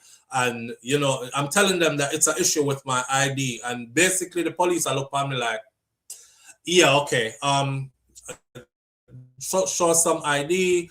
What is your code? Where is it? Put it in, wherever. So can we get something like this in a Jamaica, please? Cause boy, there are Jamaican people, especially for those of us who come from rural areas. If gunman breach your property in the middle of the night, dog, name your supper, you know. Cause you now have nobody that you can call and say, hurry up, them are broken at the house. Call 911. Yeah, hello, officer, police. Yes, please send police to XYZ or they're breaking in right now. If I do that here, they'll probably reach before them reaching at my house. If me do that in a Jamaica, which part me come from? God help you. Because them not come till the next day. That's why the story them always say when the police reach and process the scene. Police reach next morning to process the scene. You can't help yourself throughout the night. And police will come process the scene in the morning. Now, if those homeowners had guns and they were able to fire from someplace unseen, they could have really helped themselves. Them would have been able to kill 2 or 4 masked men who is in their house with guns, and them could have helped out the police. This is another way that I say that the FLA strangle the Jamaican people, disarm the Jamaican people, and leave them vulnerable to criminals. Because criminals have their guns. They don't care about law. And when you're stuck in the middle of the night with 4 armed masked men inside of your house, you can barricade yourself somewhere, but it only gonna last so long. If they decide to come in there and get you, one, there is no police entity that's gonna reach you fast enough to save you. Them are gonna take them time, broke off whatever door them have to broke off to get to you if them want you, and you're gonna be dead. And police is going to be processing the scene where murder happened. If you have your own gun, you can help yourself. Come sure if them did in there and them hear bow, bow, I run them run gun, you know? Run them run gun. The man never have no gun. Him wife never have no gun neither. They got executed. I'm going to keep following the story because I really want to know how they got in. How they got in. Wishful thinking, SouFLo, you said. Where I live, police, ambulance, fireman all get to my house within 5 minutes every time. Me too. Me too. I have within the quickness. And I'm thinking we can get this to happen in Jamaica as well. Killings like these, they could have been prevented if we had things like this in place. When we drive around at night time and see, especially in rural areas, police station lockdown, me not say no police nowhere for miles into the darkness. I know. I just the mercy I gotta keep them people here. Cause anyhow, gunman turn them nozzle over here, so God help the people them. You know? Hopefully, man, one day we will get to where it's like that, where we can proudly say, we call and in 5 minutes, police did that. We're safe. And to the people them who did this, I don't know why them do it. I don't know what beef them have with the people them, or if this was just a robbery, like them feel like the man bar make a whole heap of money and him a stash money in him house, so them come rob him. Or this could be an extortion thing where it's like you pay with certain amount of money per week or per month, and him say me now pay it, and them say all right then we'll make an example out of you, and them actually come at him house to make an example out of him. It could be anything. It can happen just the commitment of the leaders. Exactly, Marvin. Exactly. That right there. That right there. The final thing we're going to talk about this morning, because we already have Spragga Benz and we have Kimani Marley on our icon, and I don't want to change my topic of my video this morning or change my icon, so I'll take an extra 10 minutes just to put this out there. Spragga Benz was having a conversation about, first of all, let me finish this not so callous. To those who have lost their lives, we send our condolences. Not only do we talk about the problem, but we talk about the solution. Hopefully our leaders are paying attention, because these are things that if put in place, it will prevent others from having to go through this. Police station, 24 hours should be up and running. Imagine if we had this where almost all of Jamaica is covered. When I found out that we can fit 13 Jamaicas into the state of Florida, it magnified to me how small Jamaica actually is, which even points out more to me how possible it is to actually put these things in place. If you are our leader and you say that you want a safer Jamaica and that's what you're working on, you can't be working on that without putting these things in place. So now figure out how figure run police station night shift, day shift. Some police run a night, some do a day. You're gonna have to go figure out how to get more vehicles and how to connect with the communities they serve so that the residents in the communities can call police 24/7. If you really want to stamp out criminality and these types of criminals, the ones who murder, then you have to go put these things in place. Because one thing about up here is you're dying.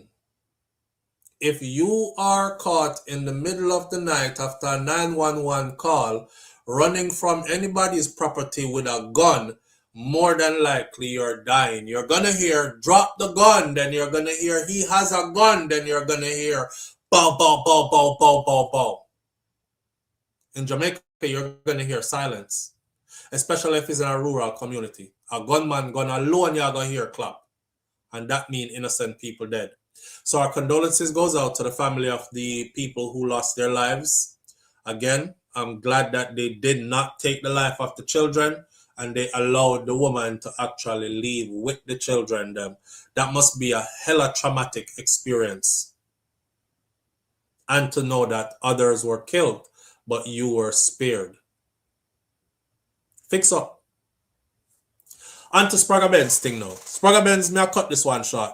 Spragga Benz was talking about working with new artists and mentoring new artists, right? And this is the way that we're going to get our reggae music, dancehall music brand to live a long time. So veteran dancehall heavyweight Spragga Benz called for greater collaboration and membership within the community, mentorship within the industry. And he was emphasizing that supporting fellow artists is essential to the continued growth and global strength of dancehall music. You know, as a person who used to be in the music thing myself, I remember the gatekeepers. And it's nice to see some of the gatekeepers now no longer have power to be gatekeepers. Because it used to be like, well, I mean name so-and-so, you know, and if me not approve a boy, I can't come in at this fraternity, or like you can't sing reggae music. If Buju Banton never stamp you, or Spragga Benz never say it was okay, or one of the Marley them never say them give you a pass or something like that. It's nice to see how things have changed. And that's a reason why a lot of the young youth don't really take no talk from the elders in the business, because the elders in the business, a lot of them were gatekeepers for a long time. A lot of them weren't doing no collaborations with no young artists. They weren't sharing their spotlight with any young artists. They weren't bigging up any young artists and giving them advice, proper advice. They would give criticism, but they wouldn't give advice. And when I say advice, and I hope Spragga see this, and I hope Kemani Marley is seeing this as well. Them they are some real brother. But when me say give advice, me I talk about advice to those who will listen. No, because some of them not gonna listen. Them feel like them reach already, right? To those who will listen, the kind of advice I want to see given, I want to say to those who will listen, you give the advice as to how to earn from their music, how to protect their intellectual properties, how to get the checks coming to them. A lot of youth at the music and not know so the business part of the music, like your music have to be properly registered. You have to have the proper paperwork in place to make sure so you have complete ownership of your something and these kind of things. Talk to them in that way. Not just, well, you know, go around at this studio and this person can voice you and mix you down properly and that. Tell them how to get them song through the proper channels and how to get onto radio and etc. You guys have done it. So you can tell them how to do it too. That way. So Spragga Benz actually said when everyone was saying that him did sound off key, it was Wayne Wonder who was the first artist to see potential in him and decide Sam would collaborate with him. And that was big for him because Wayne Wonder was huge at the time. And that was just him taking a big gamble. Because everybody else did say, yeah, him sound good enough, but him kind of off key. I hope nobody is doing that today because music has changed. And what I noticed that when some of the elders them give you advice, them like to tell you some antiquated stuff like you have to sound like this and you have to be in the beat like that. And the truth of the matter is we have heard some people who them just have them own sound. Whether it sound good to you or not, I just feed them own sound that.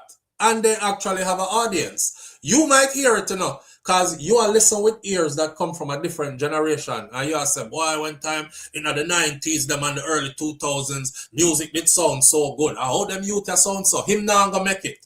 What kind of artist name that? That now gonna make it. And those are the artists who actually make it and fly past your gun. And that's why they don't want to listen to you. So don't be so much of a critic. Be somebody who understands that everybody can craft their original sound. And everybody voice sound different. And know so the youth them can actually go out there and find their own audience. You know what I mean? And then advise them in ways that will help them to grow. Also, they don't have to sound, because that too, a lot of the older artists, them feel like them when they're giving advice that they must control the younger artists them when them come to them for advice. That no sound good, that sound off key, do it like this. That's not what the artists want. The artists don't want it to control their creativity because them feel music, and them say, oh, that sounds like something where my granny them and my mother used to listen to, and my father used to listen to. But other that my generation I listen to, and this them are pre to them. And you can relate to it. So don't go in there so much critiquing. More like give them advice on the business side and make them run with them creative side. You know what I mean? That right, that's all. Then they will probably be willing to sit and listen. Well, when everyone was saying, and you know what? Before we go into this, the WYFL rhythm, Crash Dummy and what name there? We do the WYFL rhythm. You see how the WYFL rhythm got big? You heard what the producer of the WYFL rhythm, or DJ Mac rather, DJ Mac worked with the actual producer of it. You heard what he said. DJ Mac said him not have no luck with them old-time artists that are the elders them from generation gone by, because it's like young people can't tell them nothing. They don't see you as somebody who can craft something that big, because them feel like you have to go with the old way. So again, when the older artists out there are trying to advise the younger artists, don't try stifle down them creativity because you not feeling the beat or because you not feeling the sound. Just remember, say, for them thing is not from your time, and their audience is going to gravitate towards it. All right? With that said, what you say? Not true, Marvin? Don't just call them on stage and then Kingston says them still do it about off key to try and hold your back.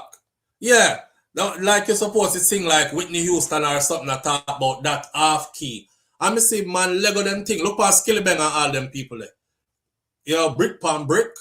The people are like, what kind of friggin' shit is that? That not gonna go nowhere. And them artists are gone.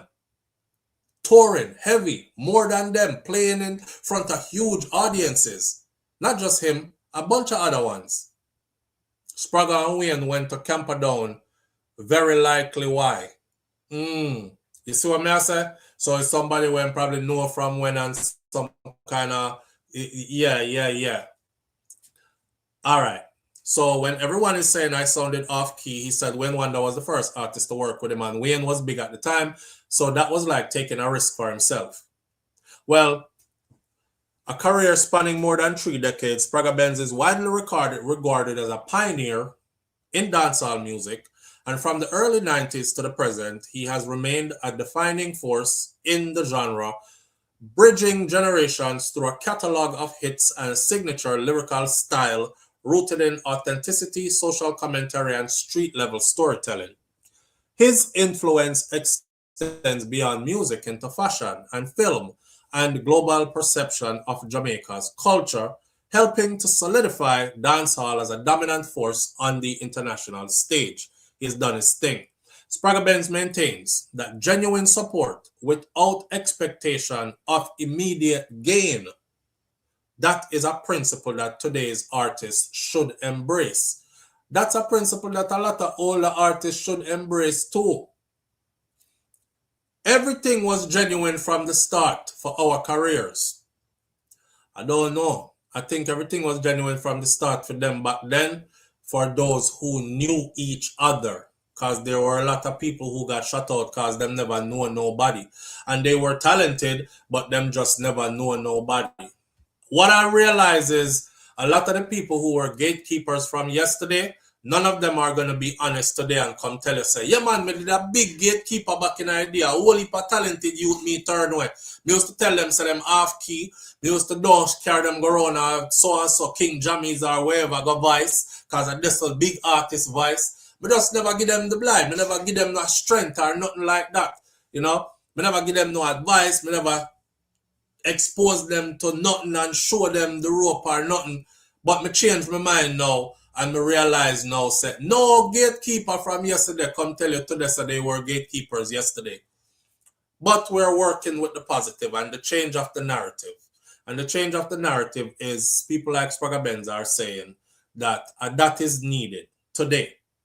The spirit of unity will be on full display for my Florida people, especially my South Florida people. You might want to catch this one. It's called A Journey to Kingston Birthday Celebration. And it's happening May 30th, where Spragga Benz will share the stage with a lineup of respected artists like Agent Sasco, Don Youth, Kimani Marley, and Wayne Wonder, and others. They will be sharing the stage on May 30th to celebrate, presented by the Miramar Cultural Center and hosted by Commissioner Maxwell B. Chambers. It's called The Journey to Kingston, celebrates the enduring bond, the collaboration, and the cultural impact that defines dancehall music at its best. The event will take place at the Miramar Cultural Center that is located at 2400 Civic Center Place in Miramar, Florida, on Saturday, May 30th. Tickets are priced at $75, $85, and $150, which is a limited VIP meet and greet experience involved. So if you spend your money, $150, and get your limited meet and greet experience, you will get to greet and meet and greet people like Agent Sasco, people like Don Youth, people like Kimani Marley, and people like Wayne Wonder, and people like Spragga Benz, and others that are going to be there. All right? I'm going to leave it right here, so because I don't want that to be lost in what we did this morning. But look out for this event right here. That should be a special event. All right? That sound good, Kingston? All right. We're going to leave it right there, so. Manners and respect to each and every one of you tuning in this morning. I appreciate your presence here. You're the ones who make this work. Without you, I couldn't do it. I would have just be a talking head with nobody listening. So thank you for making me relevant. I appreciate you greatly. Extra special appreciation to the people them in the chat whose names are in green. I can't say thank you enough. My granny Miss Ruby said, be good. If you can't be good, be careful. It's best to be good though. And my grandfather Mas Clevey said, I will see you tomorrow if God spare life. We're not God. We're not God. We can't take tomorrow come give to nobody. Everybody can go sleep and don't wake up. So I will see you tomorrow if God spare life. All right? Knowing that God is in control of all things.